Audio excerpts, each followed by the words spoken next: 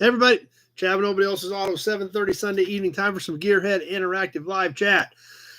A lot of you guys here on Ready to Go. Pete's here, Kevin L, Jim Pay on tonight, Randy with the Nut Farm, Kevin Brown. Glad you guys are all here and ready to go. Looks like we are connecting on Facebook as well. Kind of shocking. It went straight in again tonight. Not really sure what's been going on with YouTube. The last couple times it's worked, but the month before that was a nightmare. They have changed some stuff back. At the end of the show, when I clicked off about 6 or 8 weeks ago, the analytics that they gave me were different than what they've ever been. And last week after we got done, they were back to the original analytics. So apparently they were trying something that didn't work. The new analytics I actually liked a lot better. It told me a lot more than what they've been giving us. But apparently there was a glitch somewhere, somehow, that wasn't allowing it to work. So hopefully they'll get it figured out. I did like the numbers I was getting as far as what it allowed me to gauge how things were going. But the good thing about it is it is working. That's a plus. Hey, there's Charles. Matt's here with us. Neil's on. Kenny's here tonight. John Anderson made it. Well, Kenny, I hope your flights back went better than your flights getting here last weekend. I know getting here was a long, miserable experience for you, but I sure hope your flights last Monday on the way back after the gathering of the nobodies was much smoother. Hey, there's Frank. Good. Glad to hear it, Kenny. Glad everything went a lot smoother. That was a long, miserable trip in here on that Thursday, the way it sounds. Lee from New York. I'll say Lee from New York. I almost want to say live from New York.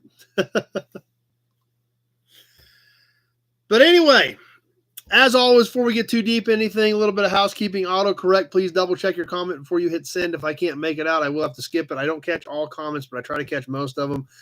But if I can't understand it, I will have to skip it. Glad you thought so, Kenny. Really glad you thought that it was worth the trip. Hey, there's John Sanderson. That's right. It's Sunday night.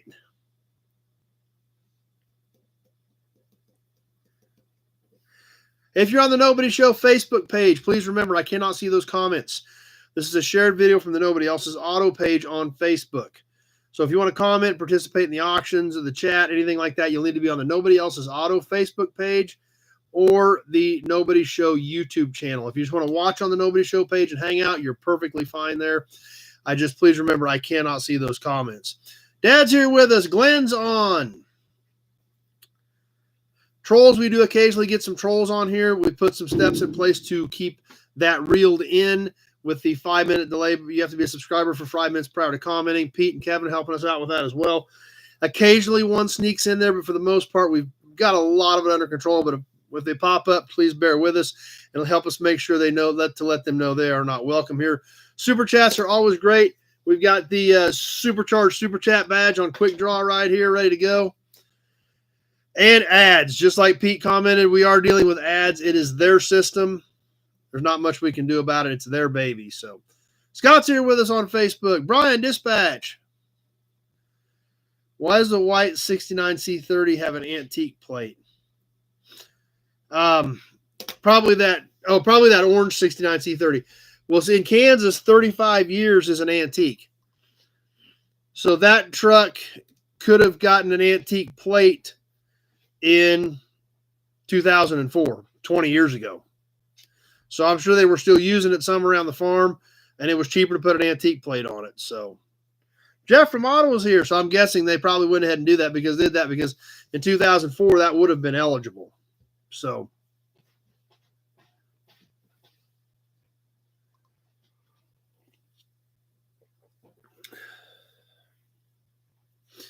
but anyway, back to touch on the gathering a little bit. That's pretty much all we talked about last week.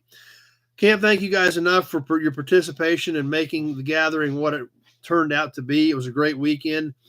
I do appreciate Pete forwarded some comments to me this afternoon. I did get a chance to skim those, and I do appreciate you guys that took time to make a few comments, throw some ideas out there, and see what happens. Lots of comments about next year already. So apparently there's definitely some support for doing it again. Hey, there's Eric. I got the rest of your payment, Eric. I will get on that trunk lid.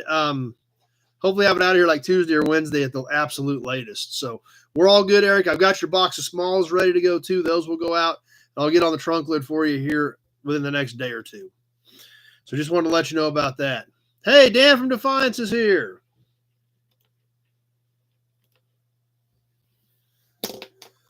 But anyway, glad Kenny's flights were better getting back. That's true, Jim. That is only 51 weeks away. Bill is ready to come back. Oh, I see, Brian. Yeah.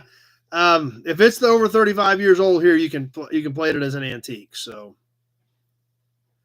I didn't know if I was wondering about that, Kenny. I don't know if they would give you a bad time about a bowling pin or not. So you tell them it was a trophy and kind of not actually a bowling pin, but at least it made it back with you.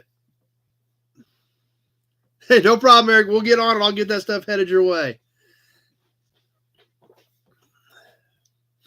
So anyway,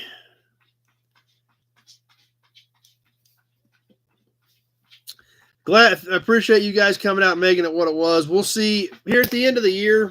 Hey, there's Andy, the Rusty Okie. Sometime around November, December, here in 6 months, we'll start discussing whether we're going to do it again next year. They made an example out of you. Well, I hope it's back on your back at home with you on your shelf somewhere, Kenny. And we'll see what everybody wants to do. There was obviously the end of April. We've done the end of April twice.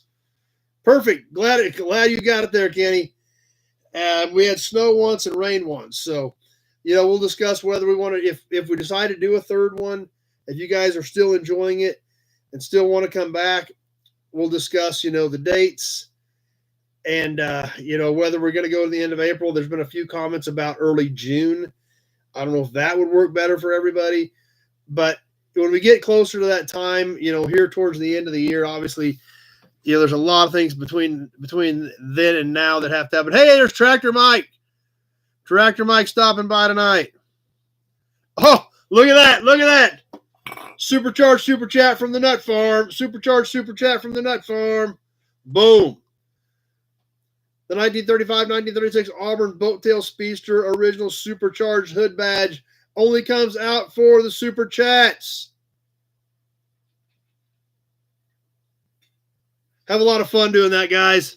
Appreciate the super chats. That's why we got the supercharged super chat badge.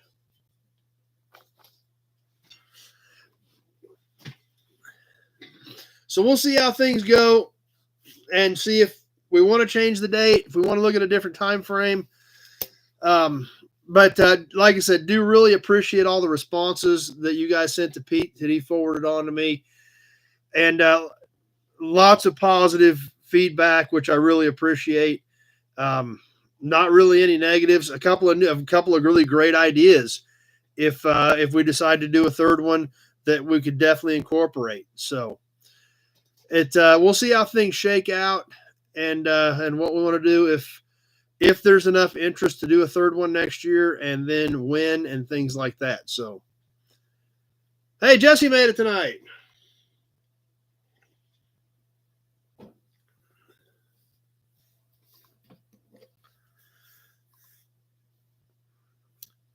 What else is happening?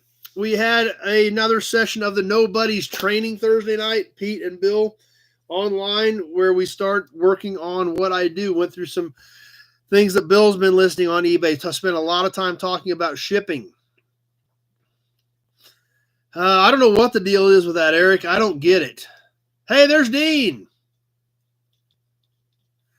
Dean's all for going for the end of April again, so. Yard walks. No Honda blown up yet.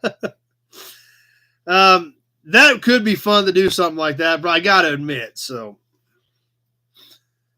That's a good question, Bill. Are you on a PC, Eric? That might be that's a good question, because I'm not sure about that, because that probably does affect it.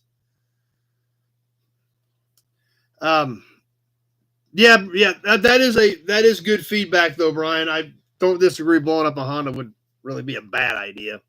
So at least go stick the forks through one, toss it around a bit, things like that. What I'd really like to do is get one of those Toyota Previa minivans and see if we can roll it over like a roly-poly. That would be fun. James from New Waverly, Texas, on with us on Facebook.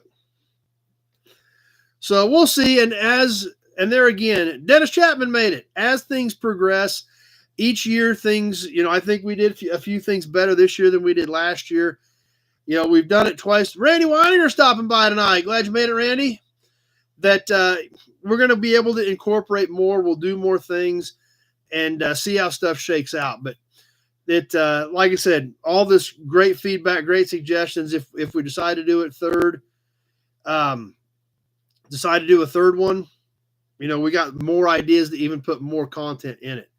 Never Eat Here stopping by. Glad you stopped by tonight for a bit. So yeah, if you're interested in that training group, jump in. We're having a lot of fun with it, and we're going to get into perfect. Eric, great. That's a great idea, Andy. We'll start working through the steps and things like that. And if you're interested, jump in. It's been so far we're doing well. Andy or Bill and Pete both said they're getting some stuff out of it. So, oh yeah, I got your suggestion, but it doesn't really matter. So. I don't wear hats. I don't wear hats. And I got wonderful hair, so.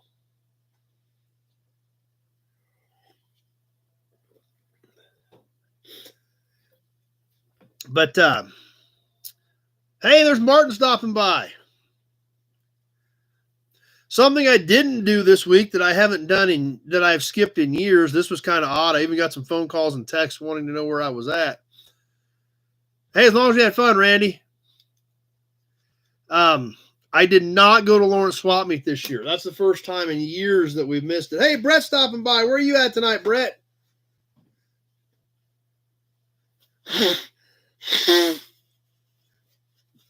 Big Rig Brett out on the road. Where are you at tonight?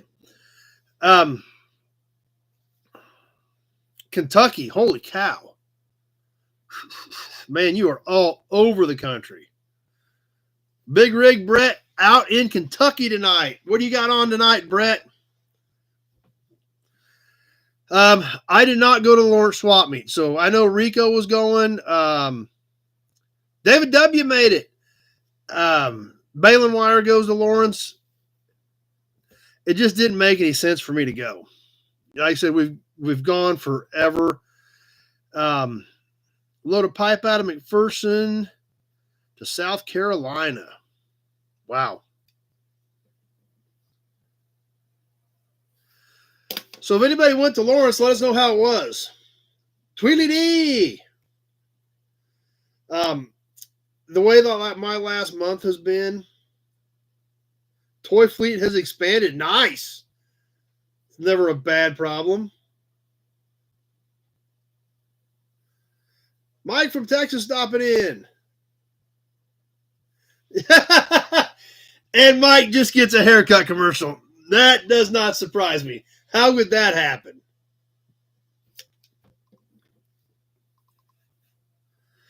So anyway, if anybody was at Lawrence, throw some comments up there. Have not talked to Rico or Balin Wire to see how it went.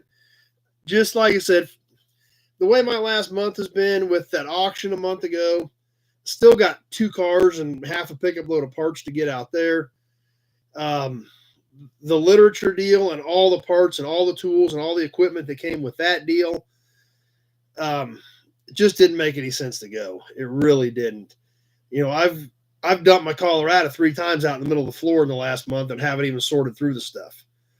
So it really didn't make any sense to go to Lawrence and bring more stuff back when I'm already tripping over the piles. And if nothing else, go back to the auction and pick up some of the piles I've got down there. So really kind of weird skipping Lawrence this year, but we'll probably be back next year. Just, the last couple swap meets I've done have not had tremendous luck at, honestly. I didn't buy a lot at Wichita. I bought a little bit. Didn't buy a lot at Springfield. Springfield's a big swap meet, and just didn't buy a ton of stuff while I was there. So, like I said, it's kind of hard to get excited after the last couple haven't been that great. And and having absolutely no reason to go with the way that things have been pouring in here the way it is. So we just made the decision to skip it, and I'm okay with that. I just need to get to work on some of the stuff that I've got here right now.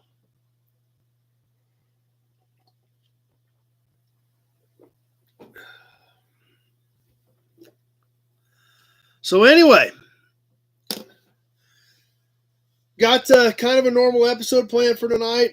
We got a promo model, some classified ads, some badges, some emblems, a brochure, some auction stuff. And we're going to give away these license plates here in just a little while. And then a load of shingles from Georgia back to Colorado. And then you're done for the week. Holy cow. So, we'll get to that raffle drawing here in a little bit. We got all kinds of stuff piled up in here. And a lot of cool stuff to check out. Where should we start at? I don't even know where we should start at.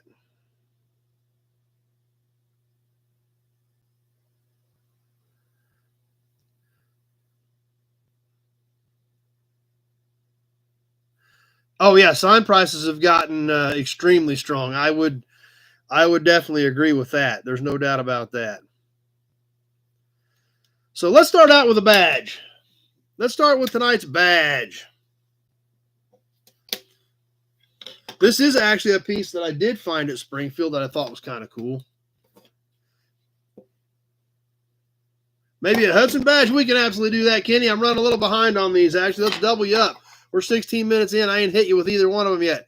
Hey, there's Billy Bowman. Boom, boom, boom, boom. Hey, they're dancing. Dancing badges. What do you think of that? High sign prices at Pate. Signs just seem to get stronger and stronger.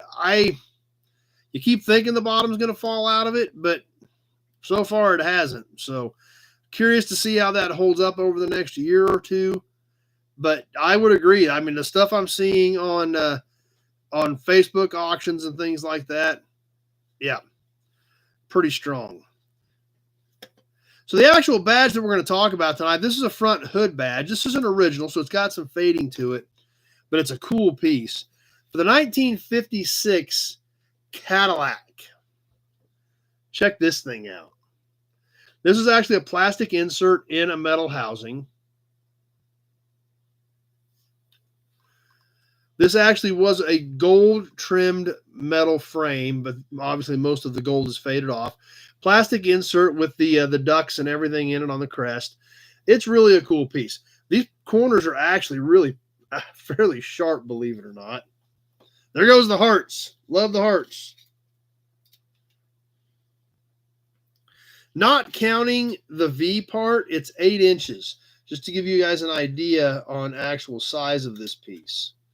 Yeah, it is fairly big, Jeff, but you got to remember, this was on the front of a 56 Cadillac hood. So it had to be fairly decent size because that hood covers a whole lot of real estate. So pretty decent size badge, but it's a pretty decent size car. So,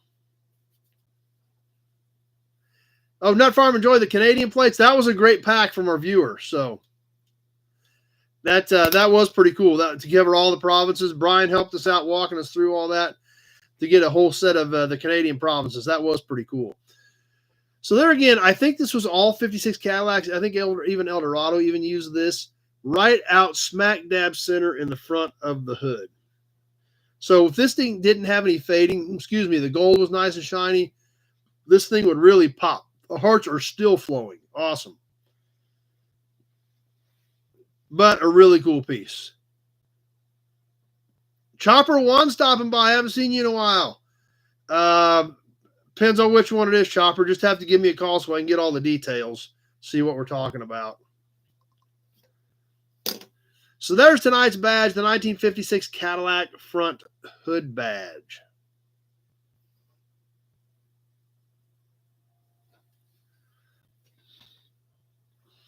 Sounds perfect. Appreciate it. Oh, new inventory. I did not pick up any cars this week, by the way. I spent the majority of my week just trying to play catch up, and I had a lot of orders come in this week, so I didn't have time to chase any cars. Steve stopping by.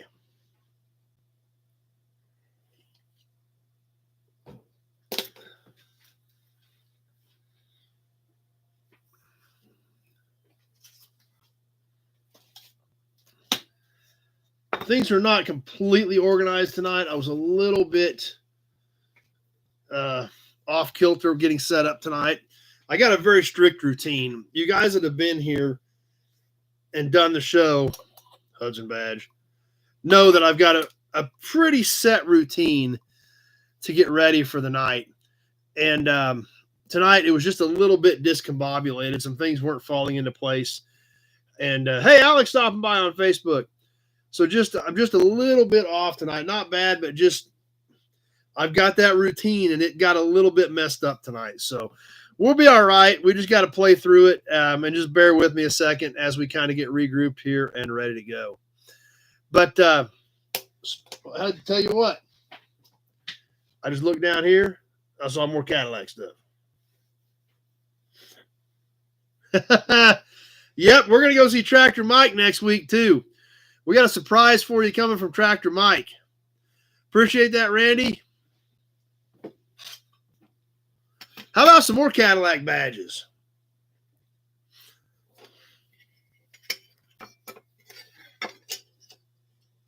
Anybody want more Cadillac badges?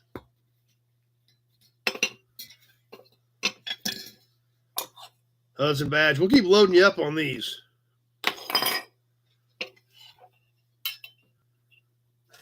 Dean's ready. How about we sell you some Cadillac badges? Anybody want to start some auction stuff? Oh, nice. Those things are sweet, Chopper. I love those things. Those things are super cool. Let's slide a couple of auction pieces in here and get rolling. How about a pair of Cadillac badges? Earlier 50s, mid 50s. These are like hubcap badges. These are actual stamped metal badges that went in the center of the caps. Probably on the regular caps, and I think on some of the fancy wheels, these were similar to what was on the caps.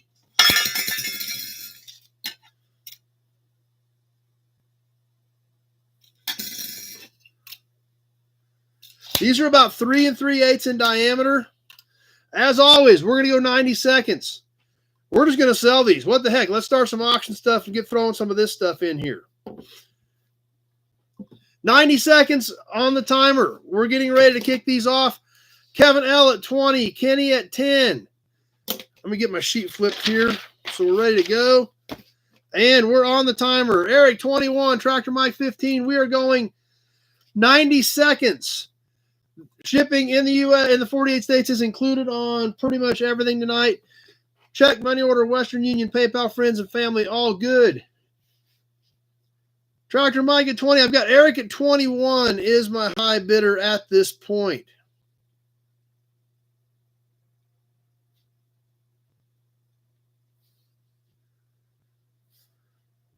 $30 seconds gone.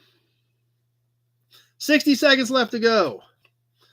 Non-U.S. bidders, you're more than welcome to play. Hey, Eric upgraded to Nobody Premier, a new member of the training group. Thanks, Eric. Excited to have you. Eric at 21.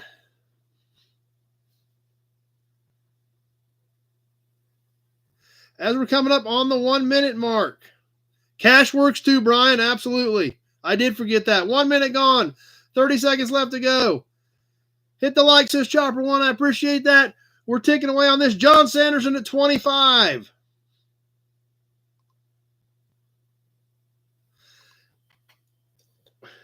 Ticking away, coming down to the end. John at 25. Eric, 28. You're getting the pair, both of them. Eric at 28. A few seconds left to go. And that does it. Eric at 28.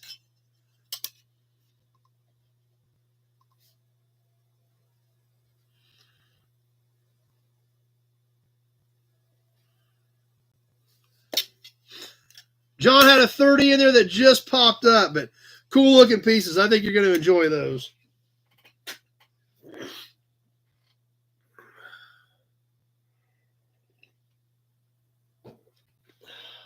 Let's grab a license plate while we're here. Let's grab the one right off the top. Kind of different. Like I said, I've been, Hudson badge. I've been, yeah, it popped. When I mentioned it, that's when it popped up. So I don't know how long it had been hanging in there, But apparently it must have been hanging for a while because it was a long gap before that came back up.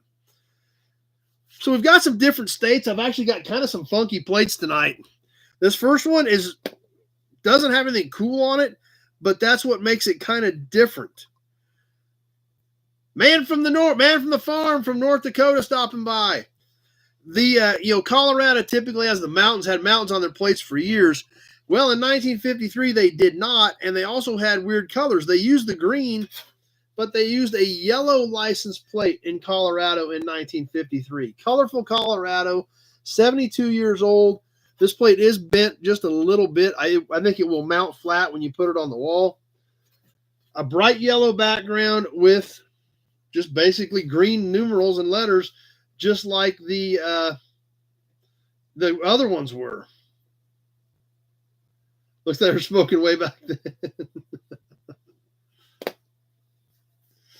So anyway, Eric starting us off at 10 on the 1953 colorful Colorado license plate.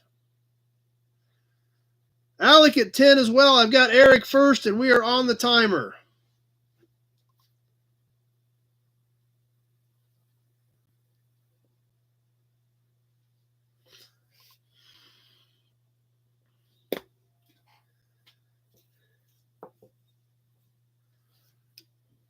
That's right. It absolutely could be a John Deere plate if it was the other way around. You can still put it on your John Deere. 30 seconds gone.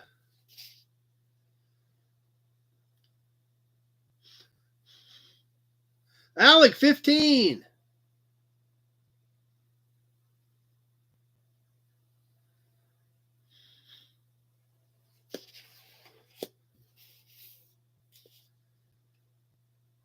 Good. It's great for a Packers fan, actually. I do have some stickers, yes.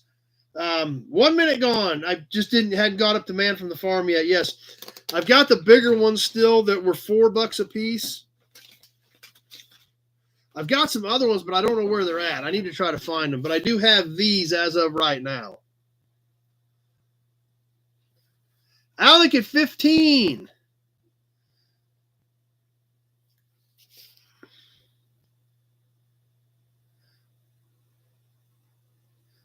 About ready to wind it down, and that does it. Alec at 15. Hey, there's Tony stopping by. Do Packers have fans? I would assume they do. Alec at 15.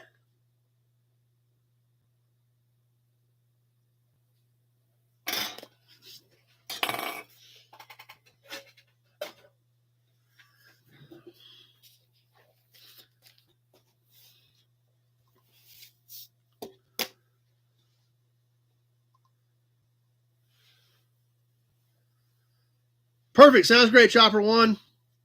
That was a pretty good deal. It's a neat plate. It really stood out to me because it's not anything you would expect a Colorado plate to be. Colorado plates were green and white or white and green for so many years that when I pulled that out, I didn't even think it was Colorado. I was like, oh, darn sure is. So I thought it was kind of weird. Yeah, shocking, isn't it, John? Hey, Mary stopping by. How you doing, Mary?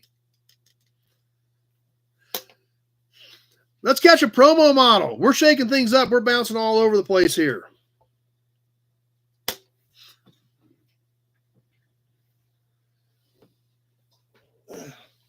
Tonight's promo model, guys, I think you're going to like. And I was looking through the promos, and I tell you what we're going to do. Good, Mary, sounds great.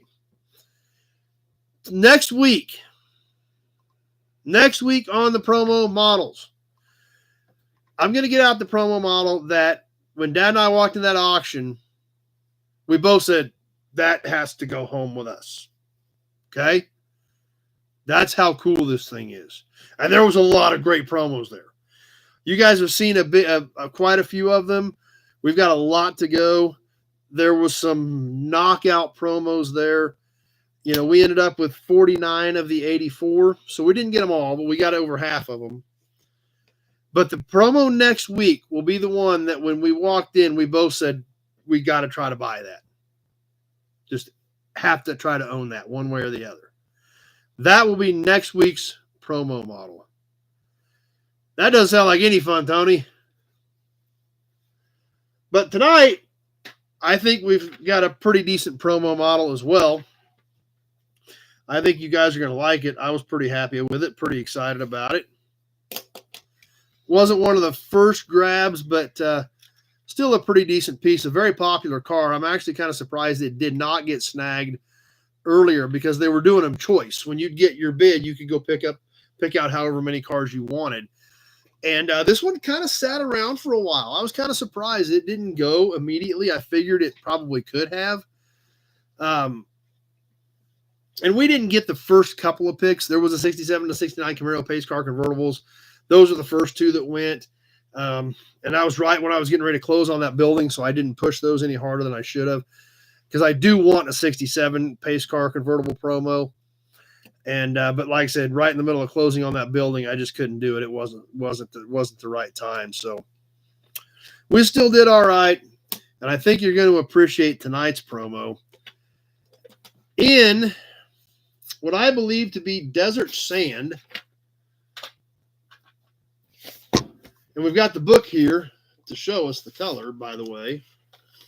So when we flip to our color charts, we'll go up here to colors.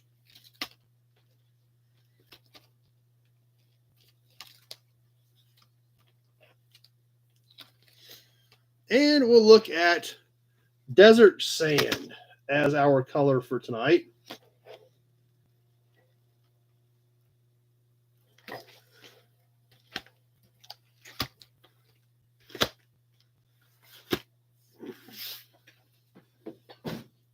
Desert sand on the 1970 Chevy Chevelle SS 454 factory promo model.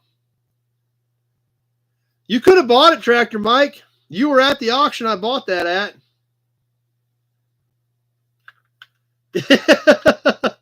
Lots of hearts, lots of amazing comments. Yeah. The real deal 70 Chevelle SS 454 Chevy dealer promo model. That is a river of hearts. Somebody's finger is going to wear out from hitting hearts. Now, this one also has, I believe, was painted. It does have some metallic in the paint. And when we look at the bottom, the base plastic is a slightly different color. As with all these promos, the hearts are still going. Awesome. These are basically a one-piece bottom with not a ton of detail, and the color is slightly off, so these were actually molded, and it's something close but not exact. I got that at Garnan's auction. That's where I got that dealer album. Ryan Winkleman, one of his favorites. Yeah. So you're saying we can use it in a bank robbery then if it's got your fingerprints on it, right? So a ton of great comments on this one. If we look inside, we can see it is a bucket console interior. Black stripes. The stripes are actually stickers on these.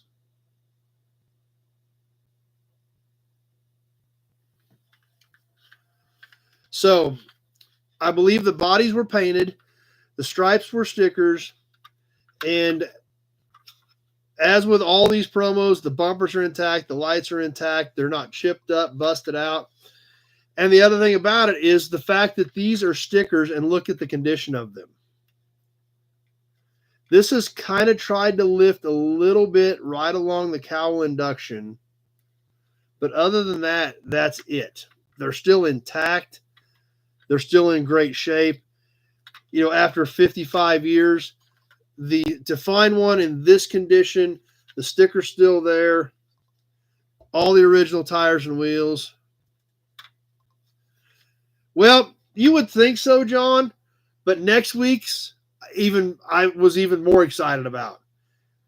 And now there's some numbers popping up there. This one isn't. These aren't going anywhere. So, but this is cool.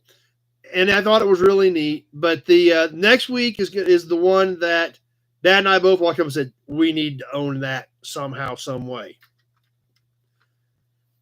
And like I said, it didn't go right away, fortunately. But when we got our first choice was about probably 4 or 5 in, because there were a couple of Corvettes that I actually ended up with most of the Corvettes as well. And then because I bought another guy that bought some stuff, I bought everything he bought there too after the fact. Since I was in the middle of closing on that building, I let some stuff go that I didn't want to, but I knew a guy that bought it. I bought 20 of them. So I called him and I bought everything he bought too. So anyway, next week's is just, I think, is even cooler. But this week, obviously, definitely a winner when you see just seeing the responses and the river of hearts when this thing popped up. Yep, that is true, Brian. A Stage 1 GS would beat these cars pretty much any day of the week. So I figured you guys would be pretty excited about this one. There's a lot of them on eBay, Alec. There's a lot of promos on eBay. I don't like buying them off eBay. It's not near as much fun. This auction was a blast that Dad and I went to be able to pick all these up. Addie and I find a lot of them in antique shops. Addie and I bought a lot of them at swap meets and things like that as well. So, but definitely not one you see. Next week is a Monza. I already told them we're going to get a good one out. So I do have, I think, one Monza left we haven't done yet. But, of course, Tractor Mike is a Monza fan. I bought some Monza promos. Tractor Mike actually bought a Monza. So it was one of the nicest Monzas left on the planet, but he did buy a Monza. So there you have it. The 1970 Chevelle SS 454 factory dealer promo in desert sand with black stripes. Wonder what color the interior was in that. What kind of tan interior did they have? Let's check it out.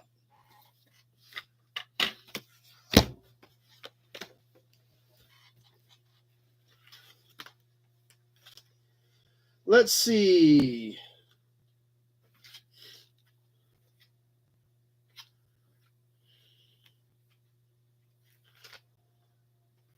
Chevelle would have used is probably a gold or a saddle colored. Well, this one actually is, it did have, of course, a lot of, which is common on a promo to have the same color interior as the actual body. Now, if you're ordering this car, Kenny, I would bet most people probably did order a black interior. Sport gold is too bright. If we go to the other golds, there was a champagne gold and an autumn gold. So when we look at the car compared to the other golds, there is champagne gold, which obviously is much brighter.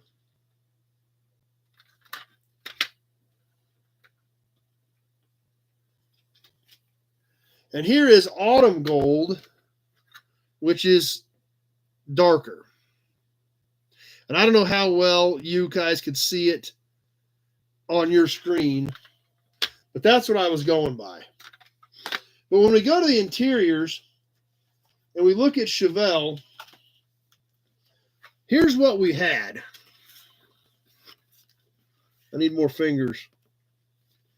We had gold, saddle, or gold with fabric. So more than likely, this was probably a saddle interior.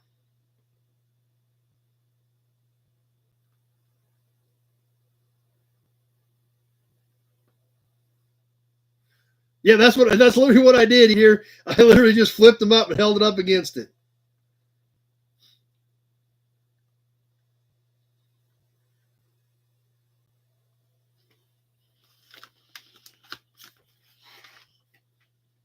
But that's what's fun about some of these books and literature, being able to do some of that stuff.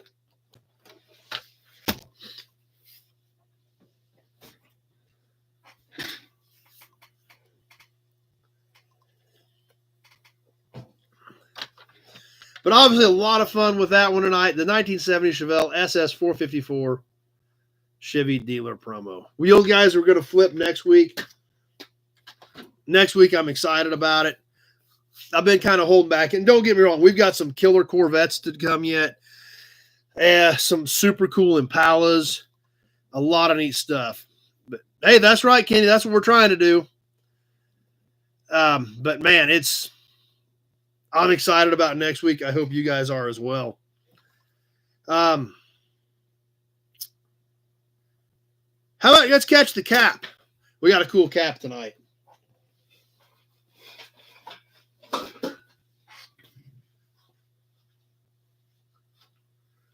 Any C3 promos? Yes, we have some really cool C3 promos coming.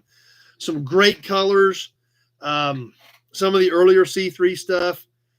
As well as C2. And yes, even C1. All original dealer promos.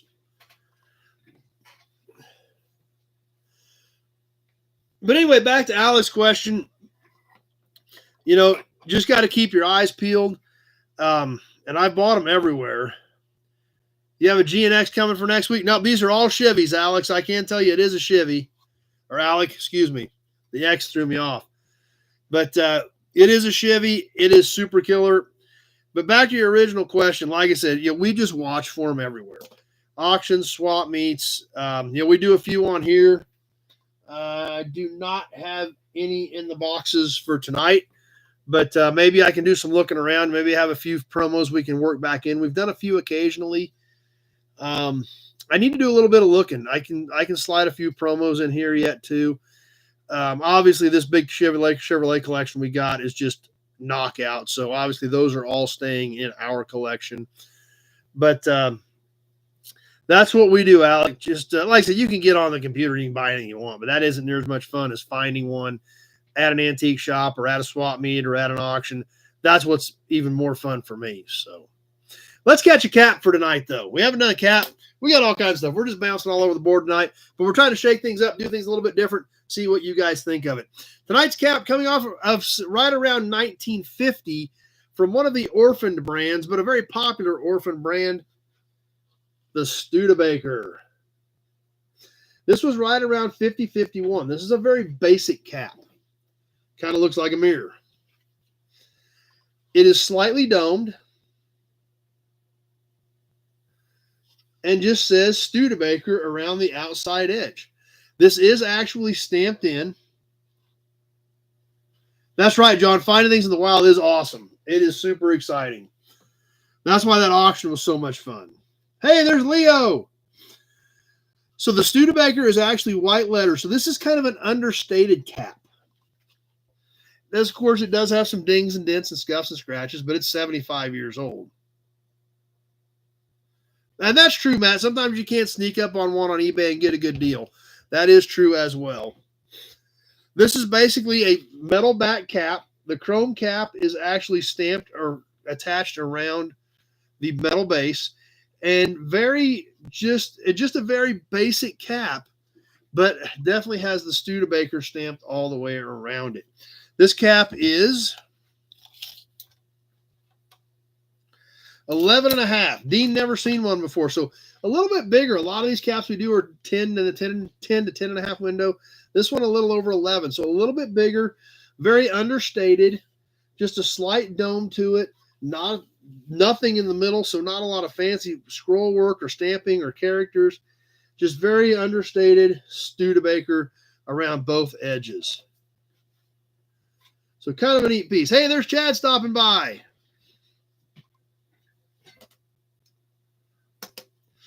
So anyway, kind of a different cap for tonight.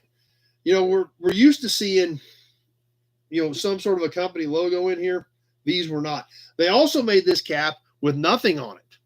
I've seen these as well that didn't even have the Studebaker around it. It was just basically a cap with a slight dome to it and some chrome on it. But these I do like. The Studebaker on them makes them stand out. Pretty cool piece. Definitely makes them a little bit different.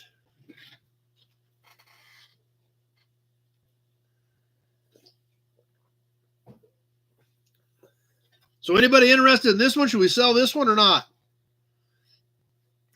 Throw it back in the box, or do we start? Oh, that didn't take long. Kevin, 15. Nut Farm, 25. Okay, guess that answers that question. Hey, there's Rocky stopping by tonight. Do you have a Studebaker rim? Probably somewhere.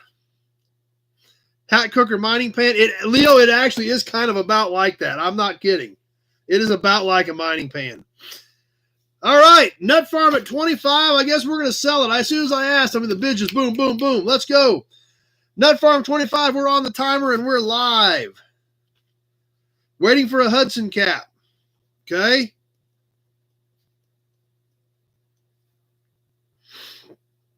We are on the timer, ticking away. Nut Farm at 25. DeSoto. We've got some more caps out here tonight, but I don't think I got a DeSoto. I'll have to look for one, man, for the farm. I know I've got some. We'll get one of those worked in for you. 30 seconds gone. Nut Farm 25. Everybody got excited about this right out of the gate. So we'll see what happens.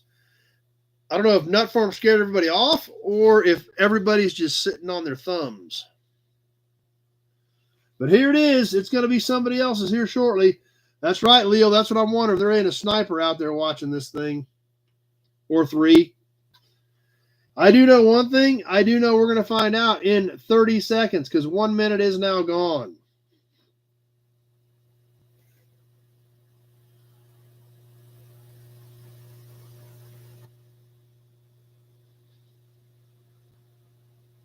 Appreciate that, Chad.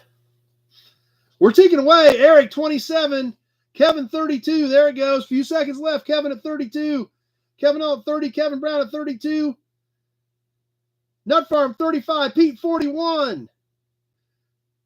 And that does it. Pete at 41. Kevin got a 35 in there, but Pete had him covered with a 41. That is a cool piece.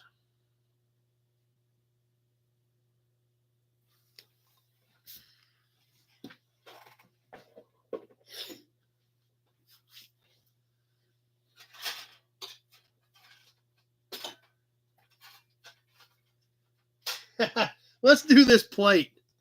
This thing's funny. Not extremely old. It's a 67, but I think it's definitely different and definitely neat. So let's slide a plate in here.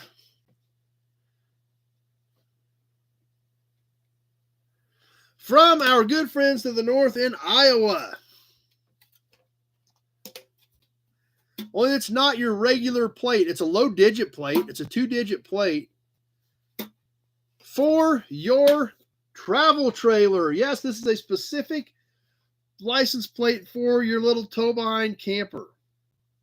2-digit, number 62, 1967. This is a metal stamping with a printed front on it. Tractor Mike at 5. Kind of an off-white with black letters, just real basic, but the travel trailer is actually stamped in to the license plate. So I thought that was actually kind of funny. Travel trailer plate from Iowa. Tractor Mike at 5, and here, this is episode number 261, Nut Farm. Episode 261. And let's start this on the timer. See if Tractor Mike's going to get this for $5 or if anybody else is interested, because I think it's kind of funny.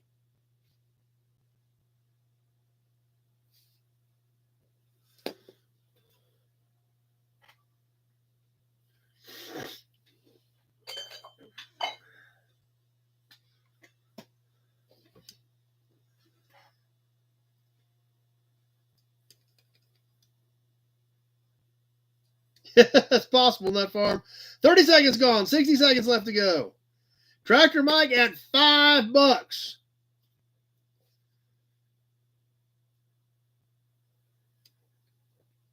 Farmhand Mike. I'm not sure who Farmhand Mike was. We have Loader Mike on here occasionally. Do we have I don't remember Farmhand Mike. Dean, $8.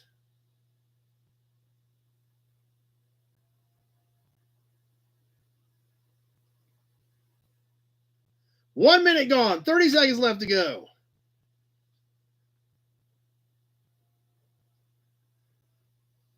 Austin don't have a camper, apparently.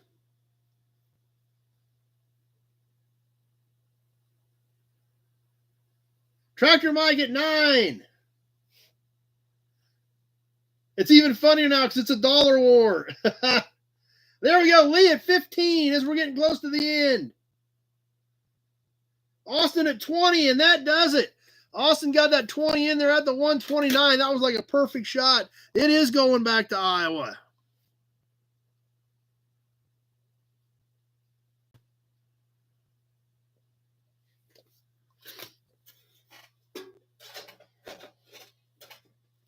All right, let's catch one more thing real quick, and then we'll get to what do we want to do next? Ooh, we may give something away next. Let's sell one more thing, then maybe we'll give some stuff away. How's that sound, guys? Let's do a grease cap. Now, you guys will remember at the gathering of the nobodies, Austin is a nemesis. I don't know if he's a nemesis, but he is the luckiest SOB that has been to the gathering. There is no doubt about it. But I obviously did not get the gathering video up yet, guys. I apologize. I just ran out of time this week to get it put together. However, you guys do know that we did attend an auction with our good friends Jim and Chris Froschner at Car Auction Real Estate in Larned, Kansas. I did obtain 5 more boxes of grease caps. I would have had 6, but Mark outbid me on 1.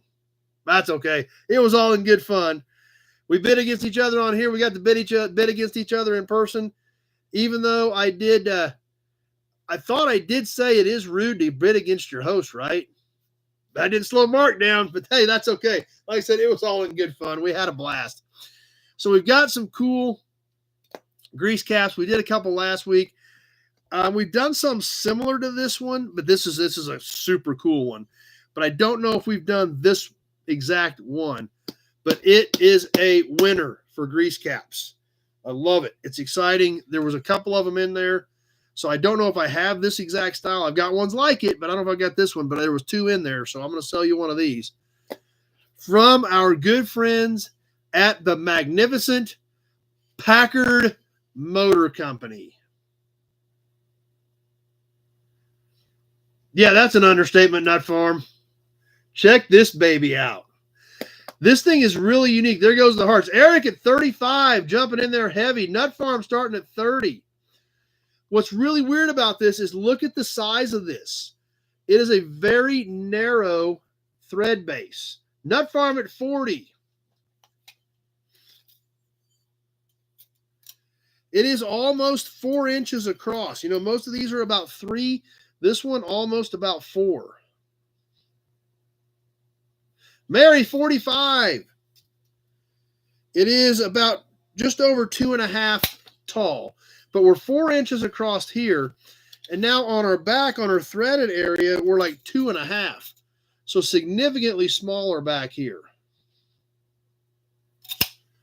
But regardless, an absolute great piece. The Packard Motor Car Company, heavy, heavy luxury cars back in the day. This is probably early 30s. Can you imagine what this thing was on back then? It is a great piece. And we are, boom, live on the timer. Mary at 45 as we hit the timer. This would have been, obviously, we can see a little bit of the red down in here like the Packards would have used. And I believe it would have had black back behind the letters. Clean it out and take a drink out of it. Yep, you could. But it's neat. Mary at 45. Alec at 50 on Facebook.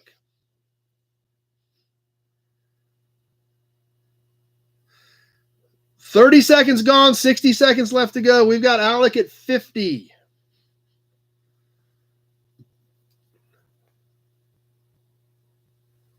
Yeah, that does kind of take the neatness off of them, doesn't it, Matt? Nut Farm 55.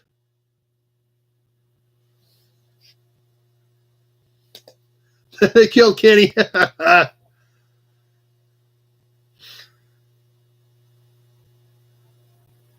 Mary, 60. 1 minute gone, 30 seconds left to go.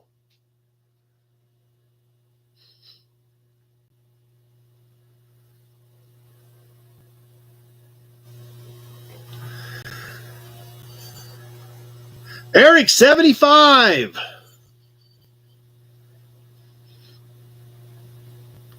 Few seconds left. Eric at 75. We're coming close to the end. We're about ready to wind it up.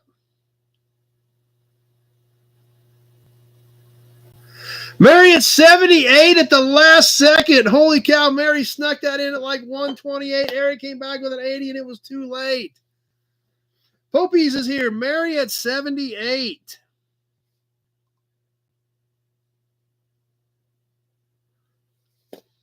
Cool piece.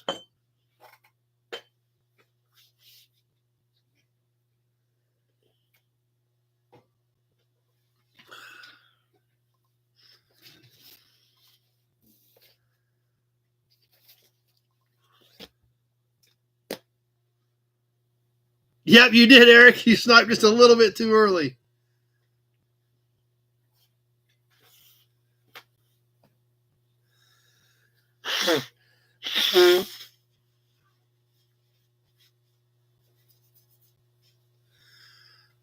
Okay. Should we give some stuff away? Who wants to give some stuff away? All four of the 1923 plates.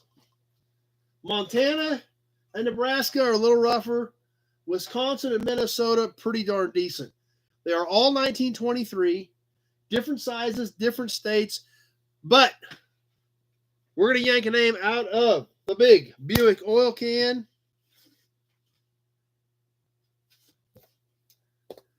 And give them away. Now, who got in this week? Actually, the last couple weeks.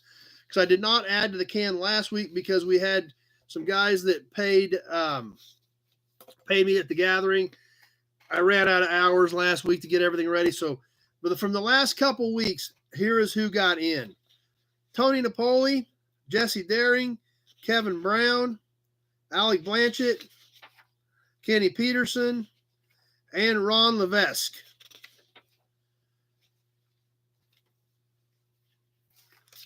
So, if you thought you had paid me in the last couple weeks and I did not read your name off, please get with me to make sure we get you into the next raffle. But anyway, still down on entries, so we're just giving away the main set, as well as we will go ahead and draw to see who's going to start the next month's raffle off. But anyway, the names are in here.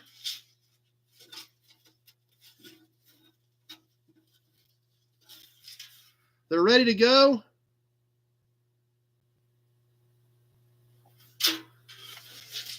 Let's give them away.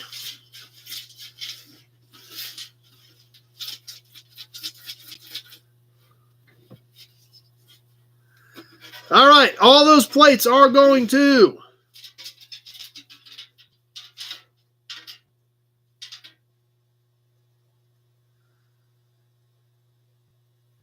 you're in there, Austin, from before. I think that was in the packet before. Let me double check. I still got I got a whole handful of names. Let me double check, but I think you are in here. Yep, you're here, Austin. Yep, you're in here. I was pretty sure we had you in.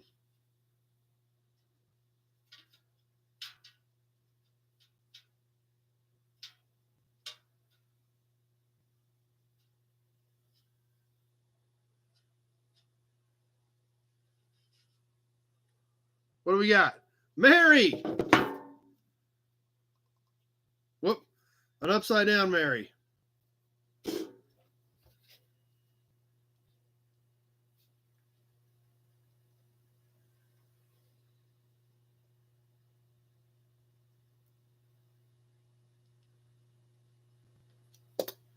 All right. So, who's going to start off next month's raffle? 10 entries into next month will be the next name out of the can, as long as it's not Mary's, because you can only win once. So, who's starting off next month's raffle?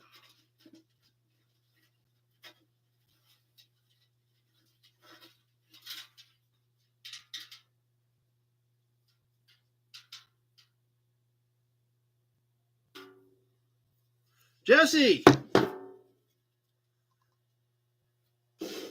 Gary stopping by.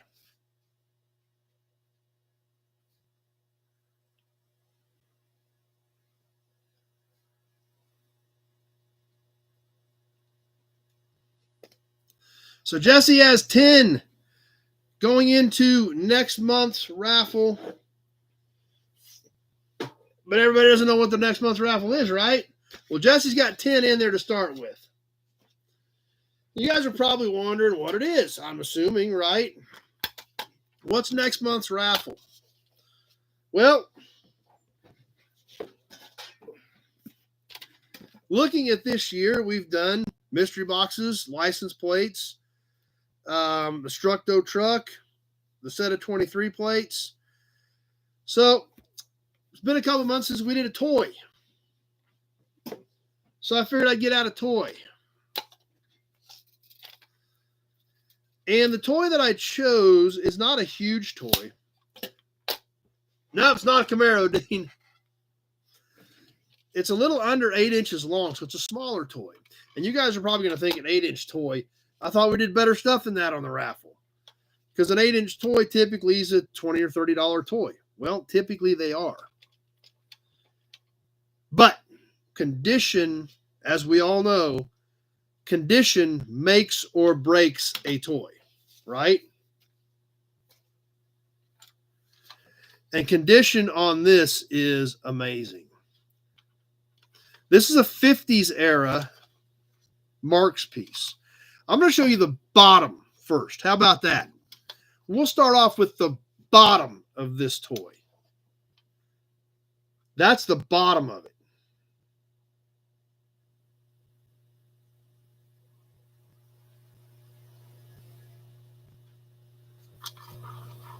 Still has what appears to be all the original wheels and friction. So there's the bottom of this toy. So are you guys ready for this thing? This thing is pretty epic. Yep, it's a 10 one. It is a Marks 10. Early 50s era Marks 10.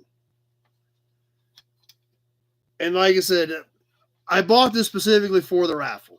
When I found it, I was like, okay, I'm going to get this for the raffle. I'm not going to put it on the shelf. I'm going to get it for the raffle. I'm going to get it for the raffle. I'm going to get it for the raffle. I got it out tonight, and I still had to keep telling myself, you bought it for the raffle, moron.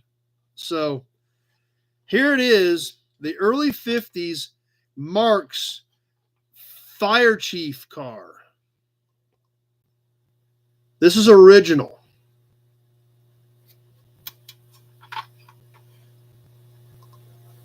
Buick type nose, kind of. Original paint.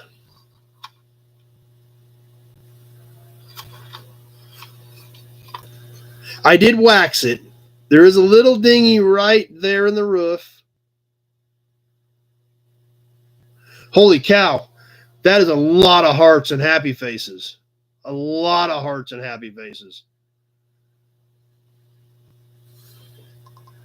Look at the windows, how they actually have kind of a shine to them with the different fading, not fading from age, fading in the different colors to show the glare off the glass. They are still going. Oh, that's a pretty good river of hearts and smiley faces. So like I said, it is not the biggest toy we've given away, but the condition on this thing is, the only way you could top this is with a box. The condition is that good. Over here on the fender, it does have the Marks symbol.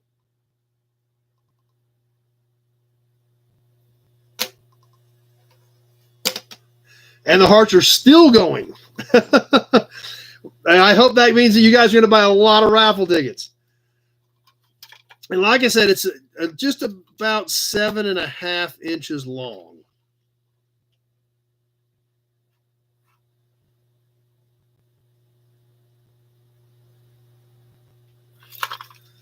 And it's about 3 across.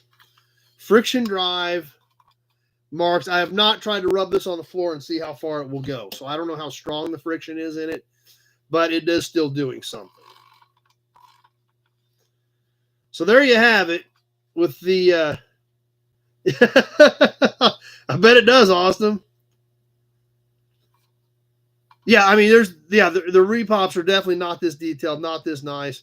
I know, but that's why I said I picked up a couple toys specifically for the raffle and had to keep telling myself that's what they're for. So that's why it's here.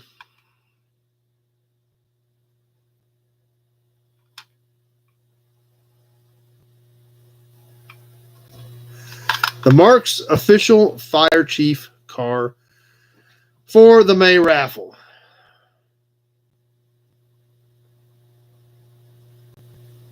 Sounds great, Gary. Perfect. Not a problem. So we'll put that up there. And we'll give that away here sometime at the end of May, 1st of June. And glad you guys like it. Except Austin now has a finger cramp from the amount of hearts that he was sending out. But it's a cool piece. It really is.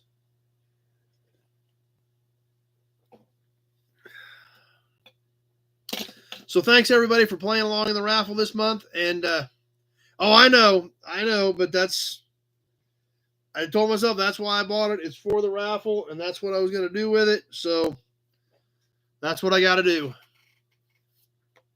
So it's going to go to one of your guys' collections here in about a month. But speaking of 1923 plates, guess what? When I was getting stuff ready for tonight, I was sorting through some stuff. And for you guys that didn't win one, I actually found another 23 Minnesota. So I thought, well, what the heck? We'll give those away and then we'll sell one. Anybody want their own 23 Minnesota? This is kind of a different size plate. It's kind of odd. Eric, 10. Almost 15 inches. These are big plates. Jesse, 15. By 5.5.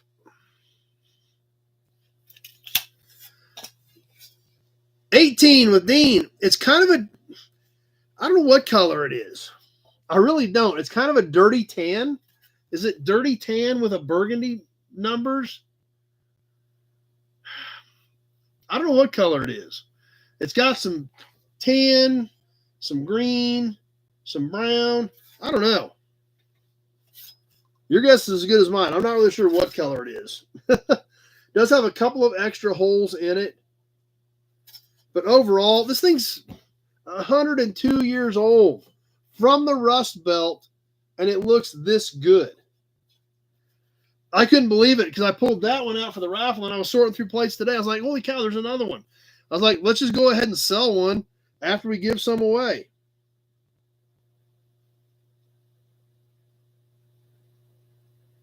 Let's get this thing on the timer and get it going. Here we go. Dean at 18. Gary, 19. Cheryl, 25. I got 25 on Facebook.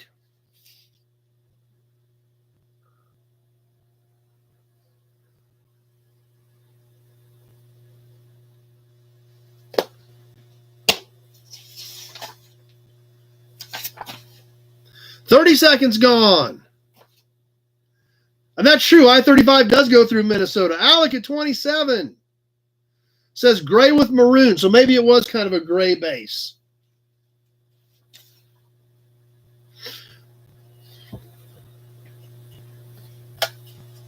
Alec at 27 as we're getting close to that 1 minute mark.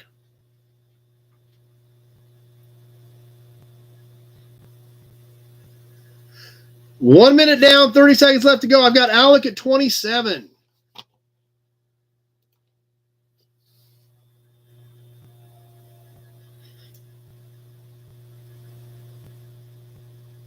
Saddle with Mocha, yeah.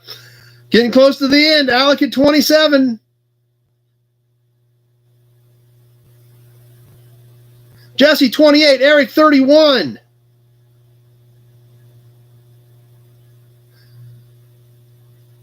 And that does it. Eric at 31. Jesse at a 32. It came in at 132.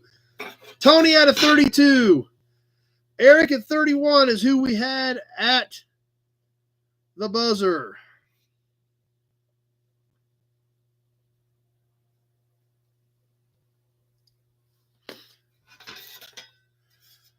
B designation for vehicles over 2,000 pounds. Which is kind of crazy to think about because in 1923, that was an issue. You think any vehicle that's over 2,000 pounds today, that's anything. But that was probably kind of a big deal back then. Because a lot of vehicles probably weren't that heavy.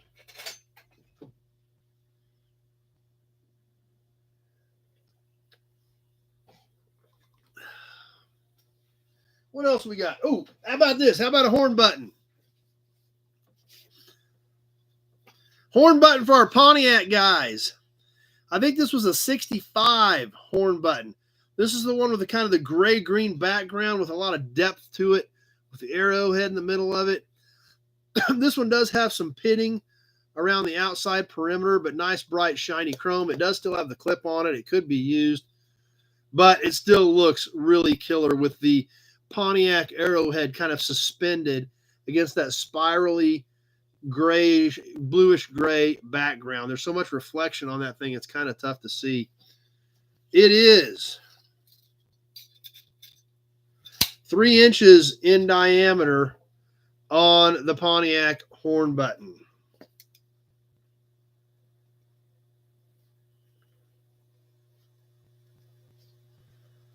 And let's get this thing on the timer. Kevin at 15. Neat looking piece.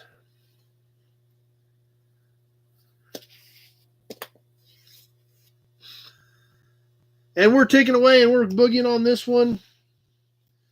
Oh, by the way, guys, tonight, sales brochure is going to blow your mind.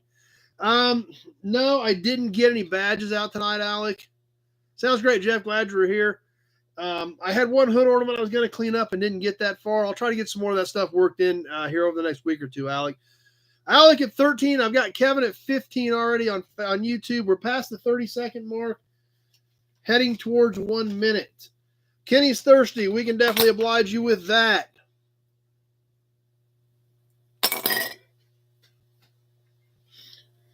But we got some more hubcaps. We got another grease cap. We got some more license plates. 1 minute gone. 30 seconds left to go. Kevin at 15. Hey, anytime, Kenny. Sometimes I get busy and forget. You guys need to remind me. Alec at 18.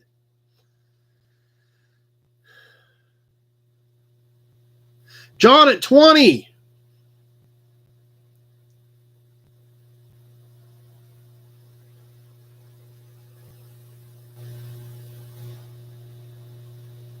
Pete 25, and that does it. Pete got that in at 128. Whew, that was tight. Pete got the 25. There was Kevin at 26, John at 26, Pete at 25.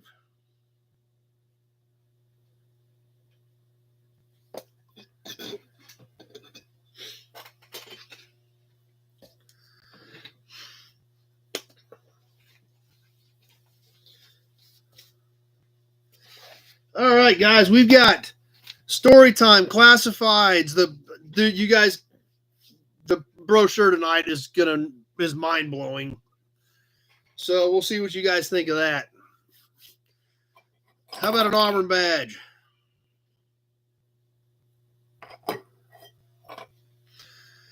I was working on story time last night, and we've done so many of these. I hope I don't repeat any. I'm trying to keep track of where we're at on them. But I remember talking about this car, but I don't think we did the paperwork with it. So if I screw some of these up, guys, just let me know, because there's been so many of them. I hope I didn't. I remember talking about the car, but I don't think we've done it with the paperwork. But tonight we're going to talk about the 1966 Cadillac Calais. Now, I know you guys all remember this mint green 66 Calais. This car was actually around for a few years. Dad had it for a little while. And that's true, Randy. Throw a little more in for Pioneer Village. We keep tallying that up. I'm going to try to get up there here sometime soon. The weather slaughtered my plans the last 2 times I tried to get up there earlier this year. So, but yes, we're still working for Pioneer Village as well for their car collection. So the 1966 Cadillac Calais. I'm sure you guys remember talking about the car, but we've got the paperwork now. Yes, going through Dad's paperwork of what he did to this car. And like I said, this car was around for a few years. I remember it. Bought this car July 17th of 1978. Total purchase price with safety inspection and sales tax, $732.93.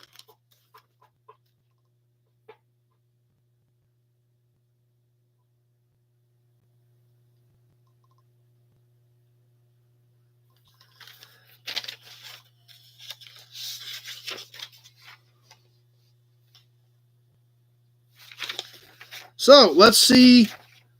Let's run through the list here. And I remember Dad saying something about this. I think the carrier bearing or something was bad in it. And he does have repair drive shaft on here. So repair drive shaft, clean and buff, pack wheel bearings, tune up, rotate tires, install AM/FM radio, install upper control arm bushings, serviced it, valve cover gaskets, alternator, resonator, tailpipe, and a downshift switch.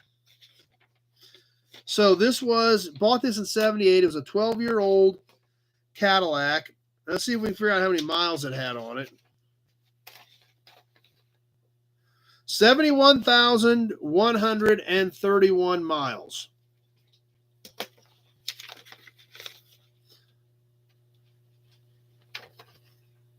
There is still actually, believe it or not, a copy of the original title. This was a one-owner car, and they still have a copy of the original title from when it was sold new.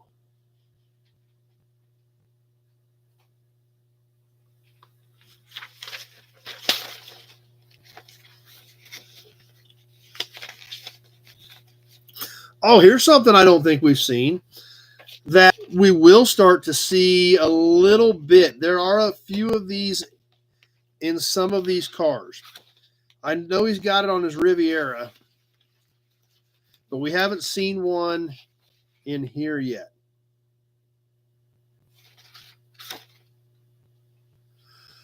This car,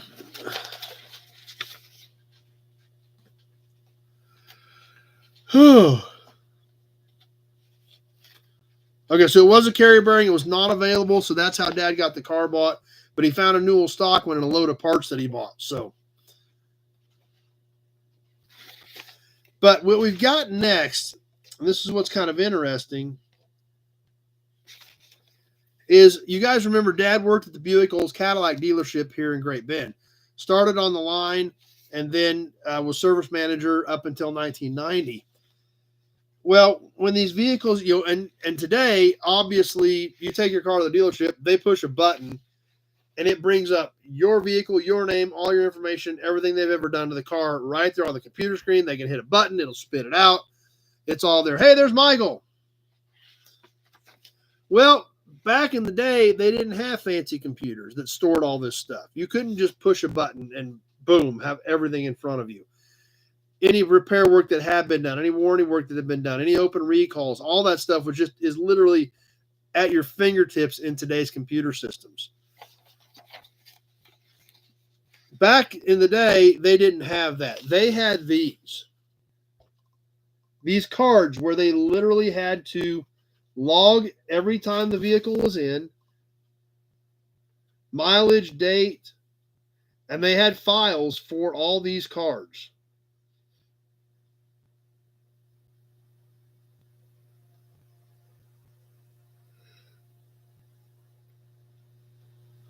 So we don't see many of these, but there are a few in around on some of these cars that Dad had over the years. So they first saw that car, at least according to this card, and this may be like the second card too, because this card is 1972. And there are 1, 2, 3, 4, 5, 6, 7, 8, 9, 10, 11 slots on these cards. So the car could have had a card prior to this. But April 29th of 1974, it got upper and lower radiator hoses and added compressor oil and Freon to the air conditioner.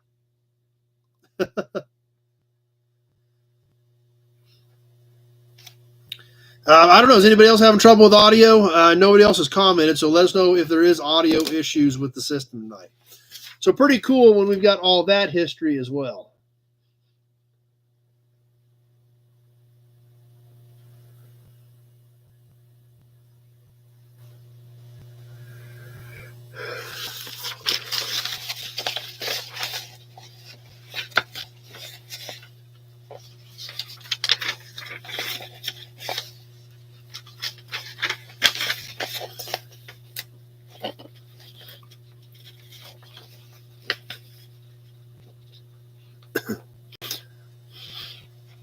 Okay, this ticket, January 23rd of 1979.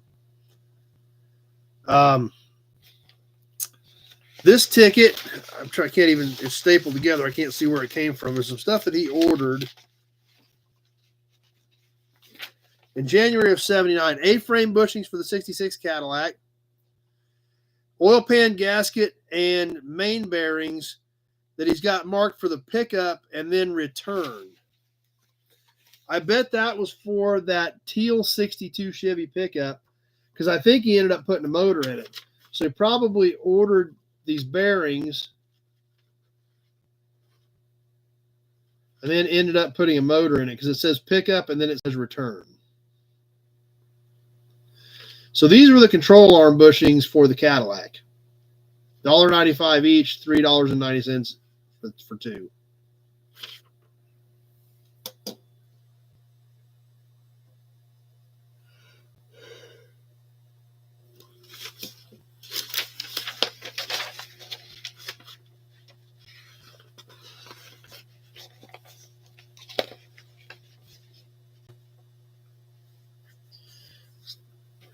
Some molding kits. Dad wrote fender skirts on here. Must have needed some fender skirt moldings.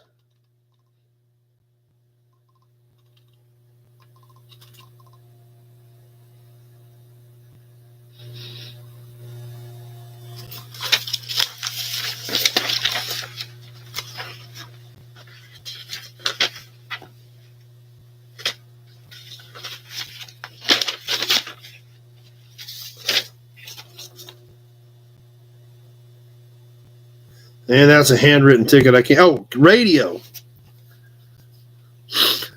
I don't know if this was a repair or a replacement, but it was $15 for whatever it was. He just got it marked radio.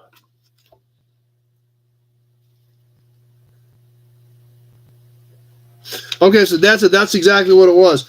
He ordered bearings for that teal Chevy pickup, that 62 that we've looked at in the past, and then ended up just putting a motor in it. So anyway, this car was around for a while. I do remember this car. Bought it July of 78, sold it April of 81. Went to Dodge City, Kansas.